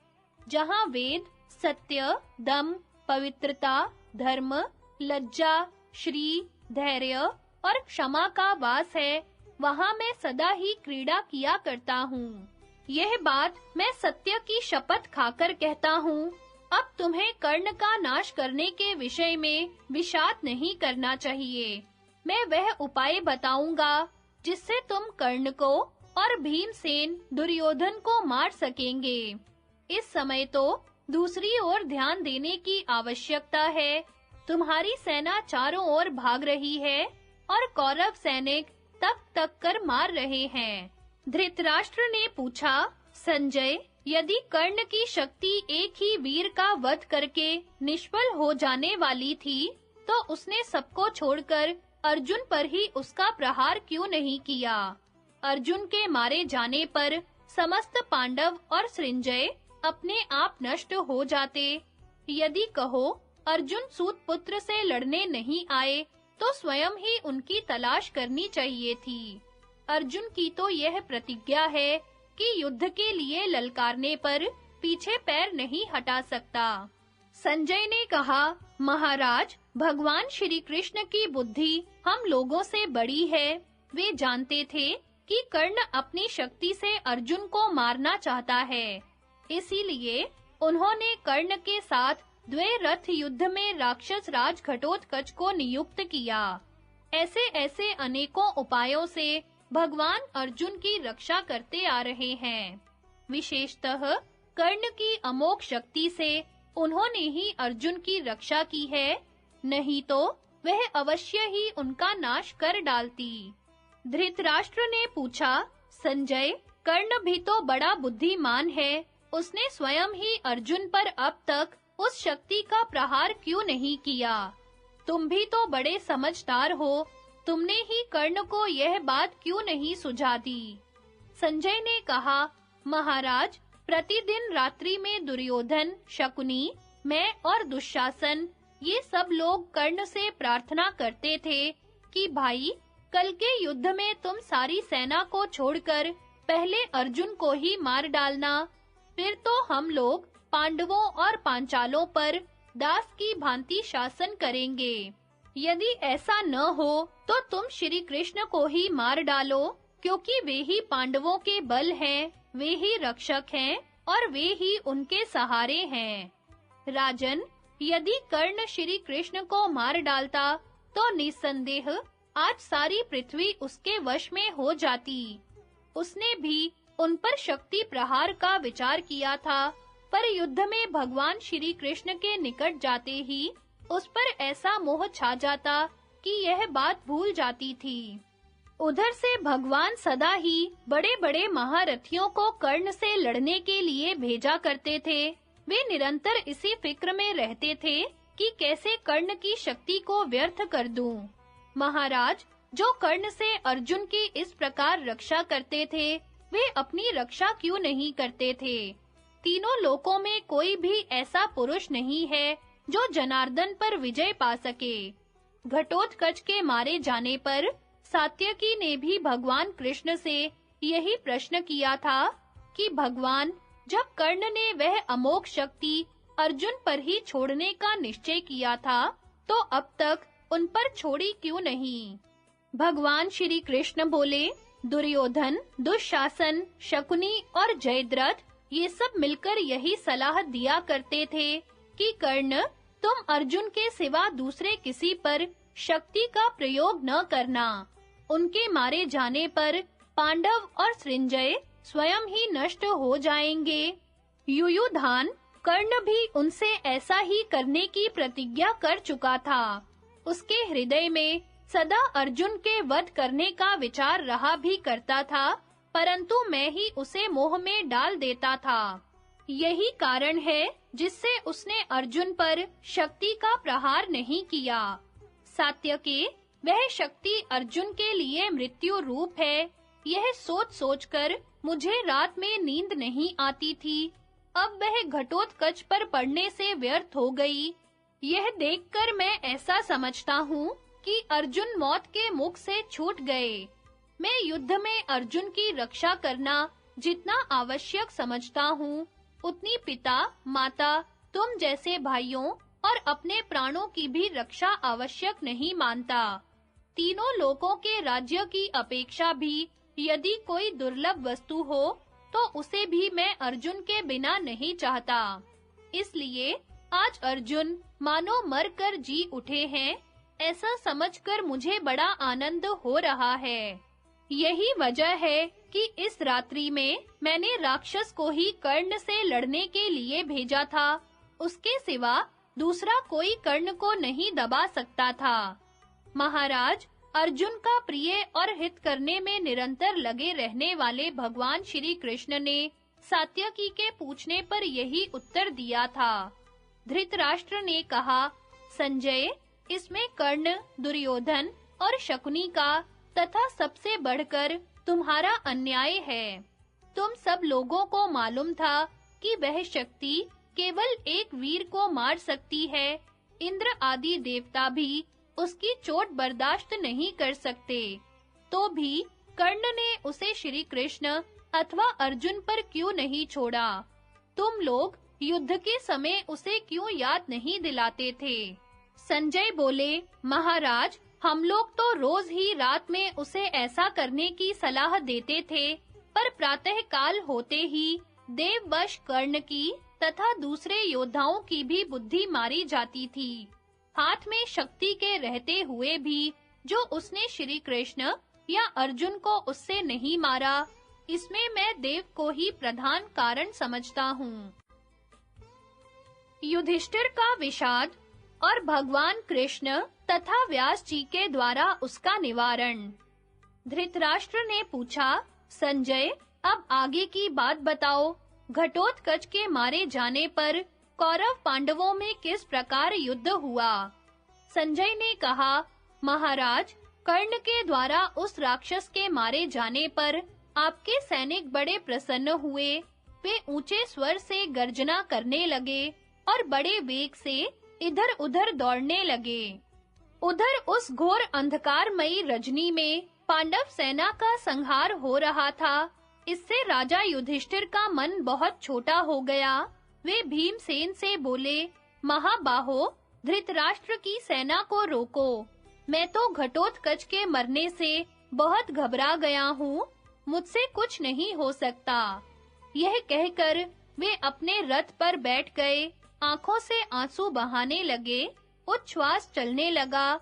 उस समय कर्ण का पराक्रम देखकर वे अत्यंत अधीर हो गए। उनको इस अवस्था में देख भगवान श्री कृष्ण ने कहा, कुंती नंदन, आप खेद न कीजिए। आपके लिए यह व्याकुलता शोभा नहीं देती। यह तो अज्ञानी मनुष्यों का काम है। उठिए और युद्ध कीजिए। इस महासंग्राम का गुरुतर भार संभालिए। आप ही घबरा जाएंगे, तब तो विजय मिलने में संदेह ही रहेगा। श्री कृष्ण की बात सुनकर युधिष्ठिर ने आंखें पोंछते हुए कहा, महाबाहो, मुझे धर्म की गति मालूम है। जो मनुष्य किसी के किए हुए उपकारों को नहीं मानता, उसे ब्रह्म हत्या का पाप लगता है। जनार्दन, घटोत्कच अभी बालक था, तो भी उसने यह जानकर कि अर्जुन अस्त्र प्राप्ति के लिए तप करने गए हैं, वन में हम लोगों की बड़ी सहायता की थी। इसी प्रकार इस महासमर में भी उसने हमारे लिए बड़ा कठिन पराक्रम किया है। वह मेरा भक्त था, मुझसे प्रेम करता था तथा मेरा भी उस पर बड़ा स्नेह था। इसलिए उसकी मृत्यु से मैं शोक संतप्त हो रहा हूँ। रह रहकर मुझे मूर्छा सी आ रही है। भगवन, देखिए कौरव किस प्रकार हमारी सेना को खदेड़ रहे हैं। महारथी द्रोण और कर्ण कितने सावधान दिखाई दे रहे हैं, किस तरह हर्षनाद कर रहे हैं।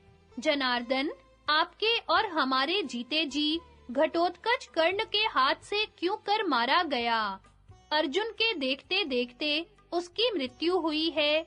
वीरवर, अब मैं स्वयं ही कर्ण को मारने के लिए जाऊंगा।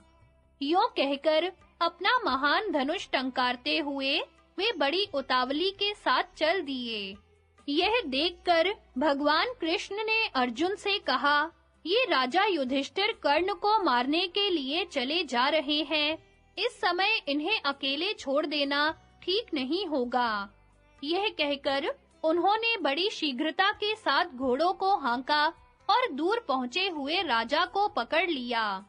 इतने ही में भगवान व्यास जी उनके समीप प्रकट होकर बोले, कुंती नंदन, यह बड़े सौभाग्य की बात है कि कर्ण के साथ कई बार मुठभेड़ होने पर भी अर्जुन जीवित बच गए हैं। उसने अर्जुन को ही मारने की इच्छा से इंद्र की दी हुई शक्ति बचा रखी थी। द्वै रथ युद्ध में उसका सामना करने के लिए अर्जुन नहीं गए, यह बहुत अच्छा हुआ। यदि जाते तो आज कर्ण इन पर ही इस शक्ति का प्रहार करता। ऐसी दशा में तुम और भयंकर विपत्ति में फंस जाते। सूत पुत्र के हाथ से घटोत्कच का ही मारा जाना अच्छा हुआ। काल ने ही इंद्र की शक्ति से उसका नाश किया है। ऐसा समझकर तुम्हें क्रोध और शोक नहीं करना चाहिए। युधिष्ठिर, सभी प्राणियों की एक दिन यही गति होती है, इसलिए तुम चिंता छोड़कर अपने सभी भाइयों को साथ ले कौरवों का सामना करो। आज से 5वें दिन इस पृथ्वी पर तुम्हारा अधिकार हो जाएगा। सदा धर्म का ही चिंतन करते रहो, दया, तप, दान, क्षमा और सत्य आदि सद्गुणों का प्रसन्नता पूर्वक पालन करो। जिधर धर्म होता है, उसी पक्ष की विजय होती है। यह कहकर व्यास जी वहीं पर अंतर्धान हो गए। अर्जुन की आज्ञा से दोनों सेनाओं का रणभूमि में शयन तथा दुर्योधन और द्रोण की रोषपूर्ण बातचीत। संजय कहते हैं, व्यास जी के इस प्रकार समझाने पर धर्मराज युधिष्ठिर ने स्वयं तो कर्ण को मारने का विचार छोड़ दिया, किंतु धृष्टद्युम्न से कहा, वीरवर, तुम द्रोणाचार्य का सामना करो, क्योंकि उनका ही विनाश करने के लिए तुम धनुष बाण, कवच और तलवार के साथ अग्नि से प्रकट हुए हो। पूर्ण उत्साह के साथ द्रोण पर धावा करो, तुम्हें तो उनसे किसी प्रकार भय होना ही नहीं चाहिए। जन्मेजय, शिखंडी, यशोधर, नकुल, सहदेव, द्रौपदी के पुत्र, प्रभद्रगण, द्रुपद, विराट, सात्यकी, कई राजकुमार और अर्जुन, ये सब के सब द्रोण को मार डालने के लिए चारों ओर से आक्रमण करें। इसी प्रकार हमारे रथी, हाथी सवार, घुड़सवार और पैदल योद्धा भी महारथी द्रोण को रथ में मार गिराने का प्रयत्न करें। पांडुनंदन युधिष्ठिर की ऐसी आज्ञा होने पर सभी सैनिक आचार्य द्रोण का वध करने के लिए उन पर टूट पड़े। उन्हें सहसा आते देख द्रोणाचार्य ने अपनी पूरी शक्ति लगाकर आगे बढ़ने से रोक दिया। तब राजा दुर्योधन ने भी आचार्य की जीवन रक्षा के लिए पांडवों पर धावा किया। फिर तो दोनों ओर के योद्धाओं में युद्ध छिड़ गया। उस समय बड़े-बड़े महारथी भी नींद से अंधे हो रहे थे। थकावट से उनका बदन चूर-चूर हो रहा था। उनकी समझ में कुछ भी नहीं आता था कि क्या करना चाहिए।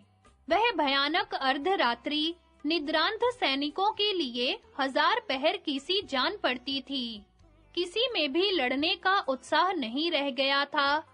सब शिथिल एवं दीन हो रहे थे। आपके तथा शत्रुओं के भी सैनिकों के पास न कोई अस्त्र रह गया था, न बाण। तो भी क्षत्रिय धर्म का ख्याल करके वे सेना का परित्याग नहीं कर सके थे। कुछ तो नींद से इतने अंधे हो गए कि हथियार फेंक कर सोते रहे। कुछ लोग हाथियों पर और कुछ रथों पर और कुछ लोग घोड़ों पर ही झपकियां लेने लगे। घोर अंधकार में नींद से नेत्र बंद हो जाते थे, तो भी शूरवीर अपने शत्रु पक्ष के वीरों का संहार कर रहे थे। कुछ तो नींद में इतने बेसुध हो रहे थे कि शत्रु उन्हें मार रहे थे और उनको पता नहीं चलता था। सैनिकों की यह अवस्था देख अर्जुन समस्त दिशाओं को निनादित करते हुए ऊंची आवाज में बोले, योद्धाओं, इस समय तुम्हारे वाहन थक गए हैं। तुम लोग भी नींद से अंधे हो रहे हो। इसलिए यदि तुम्हें स्वीकार हो तो थोड़ी देर के लिए लड़ाई बंद कर दो और यहीं सो जाओ। फिर चंद्रोदय होने पर जब नींद का वेग कम हो और थकावट दूर हो जाए तो दोनों दलों के लोग पुनः युद्ध छेड़ेंगे। धर्मात्मा अर्जुन की बात सबने मान ली और दोनों पक्ष की सेनाएं युद्ध बंद कर विश्राम लेने लगीं। अर्जुन के उस प्रस्ताव की देवता और ऋषियों ने भी सराहना की। विश्राम मिल जाने से आपके सैनिकों को भी बड़ा सुख हुआ। वे अर्जुन की प्रशंसा करते हुए कहने लगे, महाबाहु अर्जुन, तुम में वेद, अस्त्र, बुद्धि, पराक्रम और धर्म सब कुछ है। तुम जीवों पर दया करना जानते हो। तुमने हमें जो आराम दिया है, इसके बदले हम भी भगवान से प्रार्थना करते हैं कि तुम्हारा कल्याण हो। वीरवर, तुम्हारे सभी मनोरथ शीघ्र ही पूरे हों। इस प्रकार पार्थ की प्रशंसा करते-करते वे नींद के वशीभूत से हो गए। कोई घोड़ों की पीठ पर लेटे थे, तो कोई रथ की बैठक में ही लुढ़क गए थे। कुछ लोग हाथी के कंधों पर सोते थे और कुछ जमीन पर ही पड़ गए थे। नाना प्रकार के आयुध, गदा, तलवार, फरसा, प्रास और कवच धारण किए हुए ही लोग अलग-अलग पड़े हुए थे। राजन, उस समय अत्यंत थके हुए हाथी, घोड़े और सैनिक सभी युद्ध से विश्राम पाकर गाढ़ी नींद में सो गए थे। तदनंतर 2 घड़ी के बाद पूर्व दिशा में ताराओं के तेज को क्षीण करते हुए भगवान चंद्रदेव का उदय हुआ। क्षण भर में ही सारा जगत प्रकाशमान हो गया। अंधकार का नाम निशान भी न रहा। चंद्र किरणों के सुकोमल स्पर्श से सारी सेना जाग उठी। फिर उत्तम लोकों को पाने की इच्छा रखने वाले दोनों दल के योद्धाओं में लोक संहारकारी संग्राम आरंभ हो गया। उस समय दुर्योधन द्रोणाचार्य के पास गया और उनके उत्साह तथा तेज को उत्तेजना देने के लिए क्रोध में भरकर बोला, आचार्य, इस समय शत्रु थक कर विश्राम ले रहे हैं, उत्साह खो बैठे हैं और विशेषतः हमारे दांव में फंस गए हैं। ऐसी दशा में भी युद्ध में उन पर किसी तरह की रियायत नहीं होनी चाहिए। आज तक हम ऐसे मौकों पर आपको प्रसन्न रखने के लिए सब तरह से क्षमा करते आए हैं। उसका फल यह हुआ है कि पांडव थके होने पर भी अधिक बलवान होते गए हैं। ब्रह्मास्त्र आदि जितने भी दिव्य अस्त्र हैं, वे सब के सब यदि किसी एक के पास हैं, तो वे आप ही हैं। संसार में पांडव या हम लोग कोई भी धनुर्धर युद्ध में आपकी समानता नहीं कर सकते। द्विजवर, इसमें तनिक भी संदेह नहीं कि आप अपने दिव्य अस्त्रों से देवता, असुर और गंधर्वों सहित तीनों लोकों का संहार कर सकते हैं। इतने शक्तिशाली होकर भी आप पांडवों को अपना शिष्य समझकर अथवा मेरे दुर्भाग्य के कारण उनको क्षमा ही करते जाते हैं। दुर्योधन की यह बात सुनकर आचार्य द्रोण कुपित होकर बोले, दुर्योधन, मैं बूढ़ा हो गया तो भी संग्राम में अपनी शक्ति भर लड़ने की चेष्टा करता हूँ, परंतु जान पड़ता है तुम्हें विजय दिलाने के लिए अब मुझे नीच कर्म भी करना पड़ेगा। ये सब लोग उन अस्त्रों को नहीं जानते और मैं जानता हूँ, इसलिए मैं उन्हीं अस्त्रों का प्रयोग करके इन्हें मार डालूं। इससे बढ़कर खोटा काम और क्या हो सकता है? बुरा या भला, जो भी काम तुम कराना चाहो, तुम्हारे कहने से ही वह सब कुछ करूंगा, अन्यथा अपनी इच्छा से तो अशुभ कर्म मुझसे नहीं होगा। समस्त पांचाल राजाओं का संहार करके युद्ध में पराक्रम दिखाने के बाद ही अब कवच उतारूंगा। इसके लिए मैं अपने हथियार छूकर सत्य की शपथ खाता हूँ। परंतु तुम जो यह समझते हो कि अर्जुन युद्ध में थक गए हैं, यह तुम्हारी भूल है। अर्जुन का सच्चा पराक्रम मैं सुनाता हूँ, सुनो। सव्यसाची के कुपित होने पर देवता, गंधर्व, यक्ष और राक्षस भी उन्हें नहीं जीत सकते। खांडव वन में उन्होंने इंद्र का सामना किया और अपने बाणों से उनकी वर्षा रोक दी, तथा बल के घमंड में फूले हुए यक्ष, नाग और दैत्यों को परास्त किया। याद है कि नहीं, घोष यात्रा के समय जब चित्रसेन आदि गंधर्व तुम्हें बांधकर लिए जाते थे, उस समय अर्जुन ने ही तुम्हें छुटकारा दिलाया था। देवताओं के शत्रु निवात कवच नामक दैत्यों को, जिन्हें स्वयं देवता भी नहीं मार सके थे, अर्जुन ने ही परास्त किया। हिरण्यपुर में रहने वाले हजारों दानवों को जिन्होंने जीत लिया था, उन पुरुष सिंह अर्जुन को मनुष्य कैसे हरा सकता है? हर तरह से चेष्टा करने पर भी उन्होंने तुम्हारी सेना का सत्यानाश कर डाला। यह सब तो तुम रोज अपनी आंखों से देखते हो। महाराज, इस प्रकार जब द्रोणाचार्य अर्जुन की प्रशंसा करने लगे, तो आपके पुत्र ने कुपित होकर कहा, आज मैं, दुशासन, कर्ण और मामा शकुनी सब मिलकर कौरव सेना को 2 भागों में बांटकर 2 जगह मोर्चा बंदी करेंगे और युद्ध में अर्जुन को मार डालेंगे। यह सुनकर आचार्य मुस्कुराते हुए बोले, अच्छा जाओ, परमात्मा ही कुशल करे। भला कौन ऐसा क्षत्रिय है जो गांडीवधारी अर्जुन का नाश कर सके? दुर्योधन, मनुष्यों की तो बात ही क्या है, इंद्र, वरुण, यम, कुबेर तथा असुर, नाग और राक्षस भी उसका बाल बांका नहीं कर सकते। तुम जो कुछ कह रहे हो, ऐसी बातें मूर्ख किया करते हैं। भला संग्राम में अर्जुन से लोहा लेकर कौन कुशल पूर्वक घर लौट सकता है? तुम तो निर्दयी हो और पाप में ही तुम्हारा मन बसता है। इसलिए तुम्हारा सब पर संदेह रहता है तथा जो लोग तुम्हारे हित साधन में लगे हैं, उनके प्रति भी तुम अंट-संट बातें बक दिया करते हो। तुम भी तो खानदानी क्षत्रिय हो। जाओ ना, अपने लिए खुद ही अर्जुन से लड़ो और उन्हें मार डालो। इन निरपराध सिपाहियों की जान क्यों मरवाना चाहते हो? तुम ही इस वैर विरोध के मूल कारण हो। इसलिए स्वयं ही जाकर अर्जुन का सामना करो और साथ में जाए तुम्हारा यह मामा, जो कपट से जुआ खेलने में बड़ा बहादुर है। यह धूर्त जुआरी, जिसने दूसरों को धोखा देने में ही अपनी बुद्धि का परिचय दिया है, तुम्हें पांडवों से विजय दिलाएगा। तुम भी धृतराष्ट्र को सुना कर कर्ण के साथ बड़ी उमंग से कहा करते थे, पिताजी, मैं, कर्ण और दुशासन तीनों मिलकर पांडवों को जीत लेंगे। तुम्हारा यह डींग मारना मैंने सभा में कई बार सुना है। आज उन्हें साथ लेकर प्रतिज्ञा पूरी करो। कही हुई बात सत्य करके दिखाओ। वह देखो, तुम्हारा शत्रु अर्जुन निर्भीक होकर सामने ही खड़ा है। क्षत्रिय धर्म का ख्याल करके युद्ध करो।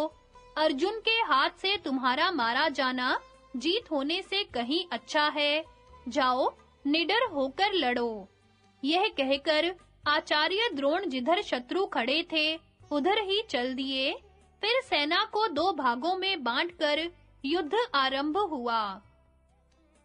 दोनों दलों का द्वंद्व युद्ध, विराट, सपौत्र द्रुपद और कैकेयी आदि का वध, दुर्योधन और दुशासन की पराजय, भीम कर्ण तथा अर्जुन द्रोण का युद्ध। संजय कहते हैं, महाराज, जब रात्रि के 3 भाग बीत गए और एक ही भाग शेष रह गया, उस समय कौरव तथा पांडवों में बड़े उत्साह के साथ युद्ध होने लगा। थोड़ी देर बाद चंद्रमा की प्रभा फीकी पड़ गई और पूर्व के आकाश में लाली घेरता हुआ अरुणोदय हुआ। उस समय दोनों सेनाओं के योद्धा अपनी-अपनी सवारी छोड़कर संध्या वंदन के लिए उतर पड़े और सूर्य के सम्मुख जप करते हुए हाथ जोड़े खड़े हो गए। इसके बाद कौरव सेना फिर 2 भागों में विभक्त हो गई और द्रोणाचार्य ने दुर्योधन को साथ लेकर सोमक, पांडव तथा पांचाल योद्धाओं पर आक्रमण किया। कौरव सेना को 2 भागों में विभक्त देखकर श्री कृष्ण ने अर्जुन से कहा, धनंजय, शत्रुओं को बाईं ओर करके आचार्य द्रोण को दाहिने रखो। अर्जुन ने भगवान की आज्ञा स्वीकार करके वैसा ही किया। भगवान का अभिप्राय भीमसेन समझ गए और बोले, अर्जुन, मेरी बात सुनो। क्षत्रिय माता जिस काम के लिए पुत्र को जन्म देती है, उसे कर दिखाने का यह अवसर आ गया है। इसलिए अब पराक्रम करके सत्य, लक्ष्मी, धर्म और यश का उपार्जन करो। इस शत्रु सेना का संहार कर डालो। तब अर्जुन ने कर्ण और द्रोण को लांघकर शत्रुओं के चारों ओर से घेरा डाल दिया। वे सेना के मुहाने पर खड़े हो बड़े-बड़े क्षत्रियों को अपनी शराग्नि से दग्ध करने लगे, किंतु कोई भी उन्हें आगे बढ़ने से रोक न सका। इतने ही में दुर्योधन, कर्ण और शकुनी ने अर्जुन पर बाण बरसाना आरंभ किया, परंतु उन्होंने अपने अस्त्रों से उनके अस्त्रों का निवारण करके प्रत्येक को 10-10 बाण से बींध डाला। उस समय बाण वृष्टि के साथ ही धूल की भी वर्षा होने लगी। चारों ओर घोर अंधकार छा गया, जिससे हम लोग एक दूसरे को पहचान नहीं पाते थे। नाम बताने से ही योद्धा परस्पर युद्ध करते थे। कितने ही रथी रथ टूट जाने पर एक दूसरे के केश, कवच और बाहें पकड़कर जूझ रहे थे। कितने ही मरे हुए घोड़ों और हाथियों पर सटे हुए प्राण खो बैठे थे। इस समय द्रोणाचार्य संग्राम में उत्तर दिशा की ओर जाकर खड़े हुए। उन्हें देखते ही पांडव सेना थर्रा उठी। कितनों पर आतंक छा गया। कुछ भाग चले और कुछ लोग मन उदास किए खड़े रहे। कितने हतोत्साह हो गए, कितने ही आश्चर्यचकित होकर देखने लगे। उनमें जो दिलेर थे, वे क्रोध और अमर्ष में भर गए। कुछ ओजस्वी वीर प्राणों की परवाह न करके द्रोणाचार्य पर टूट पड़े। पांचाल राजाओं पर द्रोणाचार्य के सायकों की अधिक मार पड़ी। वे अत्यंत वेदना सहकर भी युद्ध में डटे हुए थे। इतने ही में राजा विराट और द्रुपद ने द्रोण पर चढ़ाई की। द्रुपद के 3 पौत्रों और चेदी देशीय योद्धाओं ने भी उनका साथ दिया। यह देख द्रोणाचार्य ने 3 तीखे बाणों से द्रुपद के तीनों पौत्रों के प्राण ले लिए। इसके बाद उन्होंने चेदी, कैकेयी, सृंजय तथा मत्स्य देशीय महारथियों को भी परास्त किया। तब राजा द्रुपद और विराट क्रोध में भरकर द्रोण पर बाणों की वृष्टि करने लगे। द्रोण ने उनकी बाण वर्षा रोक दी और अपने सायकों से उन दोनों को आच्छादित कर दिया। अब उन दोनों के क्रोध की सीमा न रही। वे भी द्रोण को बाणों से बींधने लगे। यह देख द्रोण ने क्रोध और अमर्ष में भरकर 2 अत्यंत तीखे भल्लों से उन दोनों के धनुष काट दिए। धनुष कट जाने पर विराट ने 10 तोमर चलाए और द्रुपद ने भयंकर शक्ति का प्रहार किया। द्रोण ने भी तीखे भल्लों से उन 10 तोमरों को काटकर सायकों से द्रुपद की शक्ति भी काटकर गिरा दी। फिर 2 भालों से विराट और द्रुपद दोनों का काम तमाम कर दिया। इस प्रकार विराट, द्रुपद, कैकेयी, चेदी, मत्स्य, पांचाल और तीनों द्रुपद पौत्रों के मारे जाने पर द्रोण का पराक्रम देख धृष्टद्युम्न को बड़ा क्रोध हुआ, साथ ही दुख भी। उसने महारथियों के बीच में यह शपथ दिलाई, आज जो द्रोण को जीवित छोड़कर लौटे या द्रोण से अपमानित होकर बदला न ले, वह यज्ञ याग आदि करने तथा कुआं, बावली बनवाने आदि के पुण्य को खो बैठे। उसका क्षत्रियत्व और ब्रह्म तेज नष्ट हो जाए। संपूर्ण धनुर्धारियों के बीच में ऐसी घोषणा करके धृष्टद्युम्न अपनी सेना के साथ द्रोण पर चढ़ आया। पांडव और पांचाल एक ओर से द्रोण पर बाण वर्षा करने लगे तथा दूसरी ओर दुर्योधन, कर्ण और शकुनी आदि प्रधान वीर उनकी रक्षा में खड़े हो गए। पांचालों ने अपने सभी महारथियों के साथ द्रोण को दबाने का पूरा प्रयत्न किया, किंतु वे उनकी ओर आंख उठाकर देख भी न सके। उस समय भीमसेन क्रोध में भरकर अपने बाणों से आपकी वाहिनी में भगदड़ मचाते हुए द्रोण की सेना में घुस गए। साथ ही धृष्टद्युम्न भी द्रोण के पास जा पहुंचा। फिर तो घमासान युद्ध होने लगा। बड़ा भीषण संहार मचा। रथियों के झुंड एक दूसरे से सट कर लोहा लेने लगे। जो लोग विमुख होकर भागते, उनकी पीठ पर और बगल में मार पड़ती थी। इस प्रकार वह घमासान युद्ध चल रहा था। इतने में पूर्ण रूप से सूर्य भगवान का उदय हो गया। उस समय दोनों ओर के सैनिकों ने कवच पहने हुए सूर्योपस्थान किया।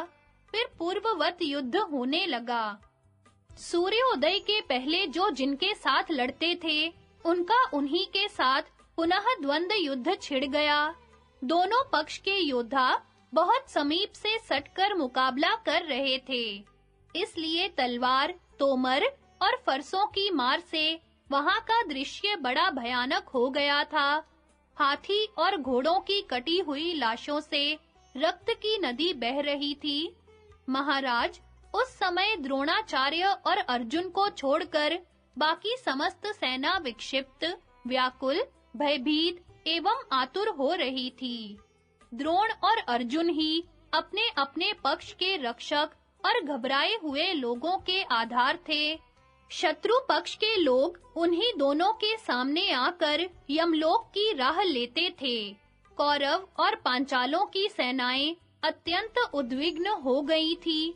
एक तो सारी सेना गुत्थम-गुत्थ हो रही थी, दूसरे धूल उड़-उड़कर सबको ढक देती थी। इसलिए हम लोग उस महासंहार में कर्ण, द्रोण, अर्जुन, युधिष्ठिर, भीमसेन, नकुल सहदेव, धृष्टद्युम्न, सात्यकी, दुःशासन, अश्वत्थामा, दुर्योधन, शकुनी, कृप, शल्य, कृतवर्मा तथा और किसी वीर को नहीं देख पाते थे। पृथ्वी, आकाश या अपना शरीर तक नहीं सूझता था। ऐसा जान पड़ता था फिर रात हो गई। कौन कौरव है और कौन पांडव या पांचाल, इसकी पहचान नहीं हो पाती थी। उस समय दुर्योधन और दुशासन नकुल सहदेव के साथ भिड़े हुए थे। कर्ण भीमसेन से लड़ता था और अर्जुन द्रोणाचार्य से लोहा ले रहे थे। इन उग्र स्वभाव वाले महारथियों का अलौकिक संग्राम चलने लगा। ये विचित्र गतियों से अपने रथों का संचालन करते थे। वह युद्ध इतना भयंकर और आश्चर्यजनक था कि सभी रथी चारों ओर खड़े होकर उसका तमाशा देखने लगे। माद्री नंदन नकुल ने आपके पुत्र को दाहिने कर दिया और उस पर सैकड़ों बाणों की झड़ी लगा दी। फिर तो वहां बड़ा कोलाहल हुआ। दुर्योधन भी नकुल को दाहिनी ओर लाने का उद्योग करने लगा, मगर नकुल से उसकी एक न चली। उसने बाण वर्षा से पीड़ित कर उसे सामने से भगा दिया। दूसरी ओर क्रोध में भरे हुए दुशासन ने सहदेव पर धावा किया था। उसके आते ही माद्री नंदन ने एक भल्ल मारकर उसके सारथी का मस्तक उड़ा दिया। यह काम इतनी जल्दी हुआ कि किसी सैनिक या स्वयं दुशासन को पता न चला। जब बागडोर संभालने वाला न होने से घोड़े स्वच्छंद होकर भागने लगे, तब दुशासन को मालूम हुआ कि मेरा सारथी मारा गया है। उसने स्वयं घोड़ों की रास ली और रणभूमि में युद्ध करने लगा। सहदेव ने उन घोड़ों को तीखे बाणों से मारना आरंभ किया। बाणों की मार से पीड़ित हुए घोड़े इधर-उधर भागने लगे। दुशासन जब घोड़ों की रास लेता तो धनुष रख लेता, और जब धनुष से काम लेता तो रास छोड़ देता था। इसी बीच में मौका पाकर सहदेव उसे बींधता रहा। यह देख कर्ण उसकी रक्षा के लिए बीच में कूद पड़ा। तब भीमसेन भी सावधान हो गए और वे 3 भल्लों से कर्ण की भुजाओं तथा छाती में घाव करके गर्जना करने लगे। कर्ण ने भी तीखे बाणों की वर्षा करते हुए भीमसेन को रोक दिया। फिर उन दोनों में तुमुल संग्राम होने लगा। भीमसेन ने गदा मारकर कर्ण के रथ का कुबर तोड़ डाला। उसके सैकड़ों टुकड़े हो गए। कर्ण ने भीम की ही गदा उठा ली और उसे घुमाकर उन्हीं के रथ पर फेंका। किंतु भीम ने दूसरी गदा से उस गदा को तोड़ डाला। फिर उन्होंने कर्ण पर एक बहुत भारी गदा छोड़ी, परंतु उसने बहुत से बाण मारकर उस गदा को लौटा दी। लौटकर वह गदा पुनः भीम के ही रथ पर गिरी। उसके आघात से उनके रथ की विशाल ध्वजा टूटकर गिर पड़ी और सारथी को भी मूर्छा आ गई। इससे भीमसेन का कोप बढ़ गया और उन्होंने अपने सायकों से कर्ण की ध्वजा, धनुष और बाथा काट डाले। कर्ण ने पुनः दूसरा धनुष लिया और तीखे तीरों से उनके घोड़े, पार्श्व रक्षक तथा सारथी को मार डाला। रथहीन हो जाने पर भीमसेन नकुल के रथ पर जा बैठे। इसी प्रकार महारथी द्रोण तथा अर्जुन भी विचित्र प्रकार से युद्ध करने लगे। वे सेना के बीच विचित्र गतियों से रथ का संचालन करते हुए एक दूसरे को दाईं ओर लाने का प्रयत्न कर रहे थे। उस समय सभी योद्धा उन दोनों का पराक्रम देखकर चकित हो रहे थे। अर्जुन को जीतने के लिए आचार्य द्रोण जिस उपाय को काम में लाते थे, अर्जुन हंसते हुए उसका तुरंत प्रतिकार कर देते थे। तब द्रोणाचार्य ने क्रमशः इंद्र, पाशुपत, त्वाष्ट्र, वायवय और वारुण अस्त्र को प्रकट किया, किंतु अर्जुन ने द्रोण के धनुष से छूटते ही उन अस्त्रों को दिव्य अस्त्रों द्वारा शांत कर दिया। यह देख द्रोण ने मन ही मन अर्जुन की प्रशंसा की और उनके जैसे शिष्य को पाकर अपने को सभी शस्त्र वेताओं से श्रेष्ठ समझा। उन दोनों का युद्ध देखने के लिए आकाश में हजारों देवता, गंधर्व, ऋषि और सिद्धों के समूह एकत्रित थे। द्रोण और अर्जुन की प्रशंसा से भरी हुई उनकी बातें भी सुनाई देती थी। तदनंतर द्रोणाचार्य ने ब्रह्मास्त्र प्रकट किया। यह अर्जुन तथा अन्य प्राणियों को संताप देने लगा। उस अस्त्र के प्रकट होते ही पर्वत, वन और वृक्षों सहित धरती डोलने लगी। समुद्र में तूफान आ गया। दोनों ओर की सेनाएं भयभीत हो गईं, परंतु अर्जुन इससे तनिक भी विचलित नहीं हुए। उन्होंने ब्रह्मास्त्र से ही उस अस्त्र का नाश कर दिया। फिर सारे उपद्रव शांत हो गए। इसके बाद द्रोण और अर्जुन में घोर युद्ध होने लगा। सात्यकी और दुर्योधन का युद्ध। द्रोण का घोर कर्म, ऋषियों का द्रोण को अस्त्र त्यागने का आदेश तथा अश्वत्थामा की मृत्यु सुनकर द्रोण का जीवन से निराश होना। संजय कहते हैं, महाराज, उस समय दुशासन धृष्टद्युम्न के साथ युद्ध करने लगा। उसने धृष्टद्युम्न को अपने बाणों से खूब पीड़ित किया। तब वह भी क्रोध में भर गया और आपके पुत्र के घोड़ों पर बाण वर्षा करने लगा। एक ही क्षण में उसके बाणों की इतनी राशि जमा हो गई कि दुशासन का रथ उससे ढककर ध्वजा और सारथी सहित अदृश्य हो गया। धृष्टद्युम्न के सायकों से दुशासन को बड़ी पीड़ा होने लगी, इसलिए वह अब उसके सामने ठहर न सका, पीठ दिखाकर भाग गया। इस प्रकार दुशासन को विमुख करके धृष्टद्युम्न हजारों बाणों की वृष्टि करता हुआ द्रोणाचार्य के पास जा पहुंचा। उस समय जो युद्ध हो रहा था वह सर्वथा धर्मानुकूल था। कोई निहत्थे पर वार नहीं करता था। उस युद्ध में करनी, नालीक, विष का बुझाया हुआ बाण, वास्तिक, सूची, कपिश, गौ या हाथी की हड्डी का बना हुआ बाण, दो फल वाला, अपवित्र या टेढ़ा मेढ़ा बना हुआ बाण, इन सब का प्रहार नहीं किया जाता था। सब लोगों ने शुद्ध और सीधे सादे अस्त्रों को ही धारण कर रखा था। सभी धर्ममय संग्राम करके उत्तम लोक और सुयश प्राप्त करना चाहते थे। इतने ही में दुर्योधन तथा सात्यकी में मुठभेड़ हुई। वे दोनों निर्भीक होकर लड़ने लगे। साथ ही बचपन की बीती हुई बातों को याद कर परस्पर प्रेम पूर्वक देखते हुए बारंबार हंसने लगते थे। राजा दुर्योधन अपने व्यवहार की निंदा करते हुए प्यारे मित्र सात्यकी से बोला, सखे, क्रोध, लोभ, मोह, अमर्ष और क्षत्रिय आचार को धिक्कार है, जिसके कारण आज तुम मुझ पर और मैं तुम पर प्रहार कर रहा हूँ। तुम मेरे प्राणों से भी बढ़कर प्रिय थे और मुझ पर भी तुम्हारा ऐसा ही प्रेम था, पर आज इस रणभूमि में हम सब कुछ भूल गए हैं।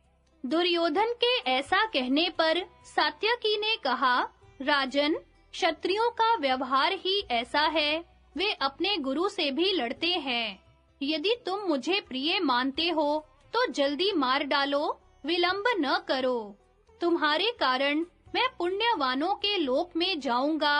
अब मैं जीवित रहकर अपने मित्रों पर पड़ी हुई आपत्ति नहीं देखना चाहता।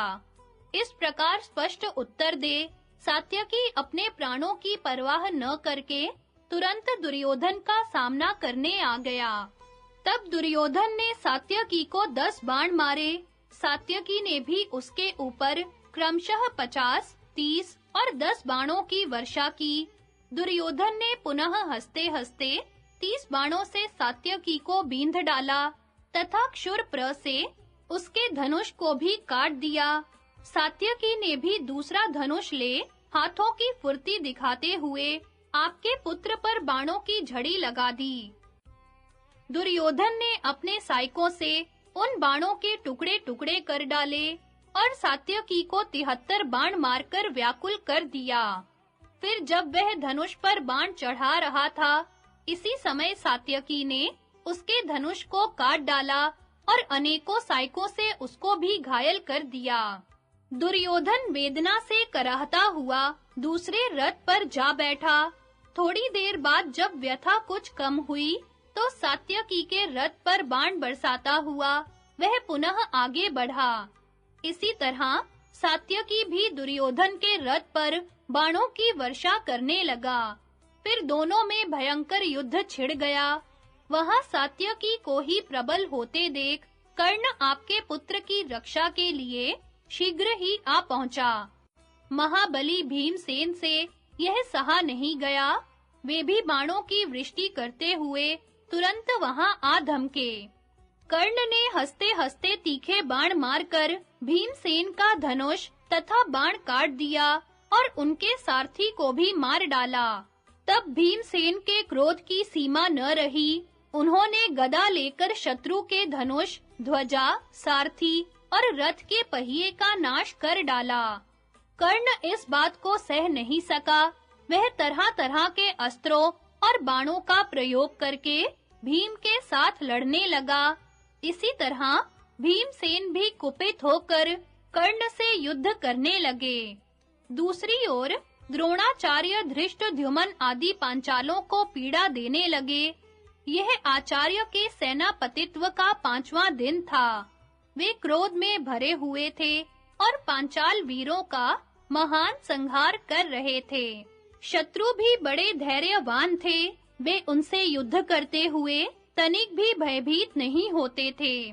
पांचाल वीरों को मरते और द्रोणाचार्य को प्रबल होते देख पांडवों को बड़ा भय हुआ। उन्होंने विजय की आशा छोड़ दी। उन्हें संदेह होने लगा, ये महान अस्त्रवेता आचार्य कहीं हम सब लोगों का नाश तो नहीं कर डालेंगे। कुंती के पुत्रों को भयभीत देख भगवान श्री कृष्ण कहने लगे, पांडवों, द्रोणाचार्य धनुर्धारियों में सर्वश्रेष्ठ हैं। इनके हाथ में धनुष रहने पर इंद्र आदि देवता भी इन्हें नहीं जीत सकते।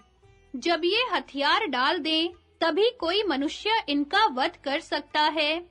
मैं समझता हूँ, अश्वत्थामा के मारे जाने पर ये युद्ध नहीं करेंगे। अतः कोई जाकर इन्हें अश्वत्थामा की मृत्यु का समाचार सुनावे। महाराज, अर्जुन को यह बात बिल्कुल पसंद नहीं आई, किंतु और सब लोगों को जंच गई। केवल राजा युधिष्ठिर ने बड़ी कठिनाई से यह बात स्वीकार की। मालवा के राजा इंद्रवर्मा के पास एक हाथी था, जिसका नाम था अश्वत्थामा। अपनी ही सेना के उस हाथी को भीमसेन ने गदा से मार डाला और लजाते-लजाते द्रोणाचार्य के सामने जाकर जोर-जोर से हल्ला करने लगे, अश्वत्थामा मारा गया। मन में उसी हाथी का ख्याल करके भीम ने यह मिथ्या बात उड़ा दी। उस अप्रिय वचन को सुनकर आचार्य द्रोण सहसा सूख गए। उनका सारा शरीर शिथिल हो गया, परंतु वे अपने पुत्र के बल को जानते थे, अतः संदेह हुआ कि यह बात झूठी है। फिर तो धैर्य से विचलित न होकर उन्होंने धृष्टद्युम्न पर धावा किया और उसके ऊपर 1000 बाणों की वर्षा की। यह देख 20,000 पांचाल महारथियों ने चारों ओर से बाणों की झड़ी लगाकर द्रोणाचार्य को ढक दिया। द्रोण ने उनके बाणों का नाश करके उनका भी संहार करने के लिए ब्रह्मास्त्र प्रकट किया। वह अस्त्र पांचालों के मस्तक और भुजाएं काट-काट कर गिराने लगा। पृथ्वी पर मरे हुए वीरों की लाशें बिछ गईं। आचार्य ने उन 20,000 पांचाल महारथियों का सफाया कर डाला। फिर वसुदान का सिर धड़ से अलग कर दिया। इसके बाद 500 मत्स्यों, 6000 सृंजियों, 10,000 हाथियों तथा 10,000 घोड़ों का संहार कर डाला। इस प्रकार द्रोणाचार्य को क्षत्रियों का अंत करने के लिए खड़ा देख अग्निदेव को आगे करके विश्वामित्र, जमदग्नि, भरद्वाज, गौतम, वशिष्ठ, कश्यप और अत्रि ऋषि उन्हें ब्रह्मलोक में ले जाने के लिए वहां पधारे। साथ ही सिक्कत, प्रश्नि, गर्ग, वालखिल्य, भृगु और अंगीरा आदि भी थे। ये सभी सूक्ष्म रूप धारण किए हुए थे। महर्षियों ने द्रोणाचार्य से कहा, द्रोण, हथियार रख दो और यहाँ खड़े हुए हम लोगों की ओर देखो। अब तक तुमने अधर्म से युद्ध किया है, अब तुम्हारी मृत्यु का समय आया है। अब से भी इस अत्यंत क्रूरतापूर्ण कर्म का त्याग करो। तुम वेद और वेदांगों के विद्वान हो, सत्य और धर्म में तत्पर रहने वाले हो। सबसे बड़ी बात यह है कि तुम ब्राह्मण हो, तुम्हारे लिए यह काम शोभा नहीं देता। अपने सनातन धर्म में स्थित हो जाओ। तुम्हारा इस मनुष्य लोक में रहने का समय पूरा हो चुका है। जो लोग ब्रह्मास्त्र नहीं जानते थे, उन्हें भी तुमने ब्रह्मास्त्र से दग्ध किया है। तुम्हारा यह काम अच्छा नहीं हुआ। फेंक दो ये अस्त्र शस्त्र, अब फिर ऐसा पाप कर्म न करो। आचार्य ने ऋषियों की यह बात सुनी, भीमसेन के कथन पर भी विचार किया और धृष्टद्युम्न को सामने देखा। इन सब कारणों से वे बहुत उदास हो गए। अब उन्हें अश्वत्थामा के मरने का संदेह हुआ। वे व्यथित होकर युधिष्ठिर से पूछने लगे, वास्तव में मेरा पुत्र मारा गया या नहीं? द्रोण के मन में यह निश्चय था कि युधिष्ठिर तीनों लोकों का राज्य पाने के लिए भी किसी तरह झूठ नहीं बोलेंगे। बचपन से ही उनकी सच्चाई में आचार्य का विश्वास था। इधर भगवान श्री कृष्ण ने यह सोचा कि आचार्य द्रोण अब पृथ्वी पर पांडवों का नामो निशान भी नहीं रहने देंगे, तो उन्होंने धर्मराज से कहा, यदि द्रोण क्रोध में भरकर आधे दिन और युद्ध करते रहे, तो मैं सच कहता हूँ, तुम्हारी सेना का सर्वनाश हो जाएगा।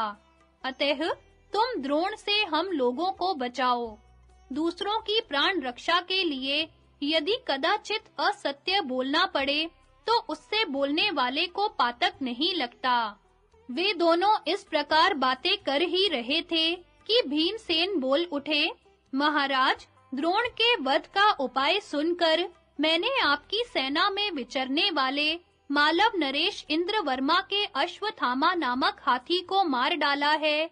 उसके बाद द्रोण से जाकर कहा है, अश्वत्थामा मारा गया। उन्होंने मेरी बात पर विश्वास नहीं किया, इसीलिए वे आपसे पूछते हैं।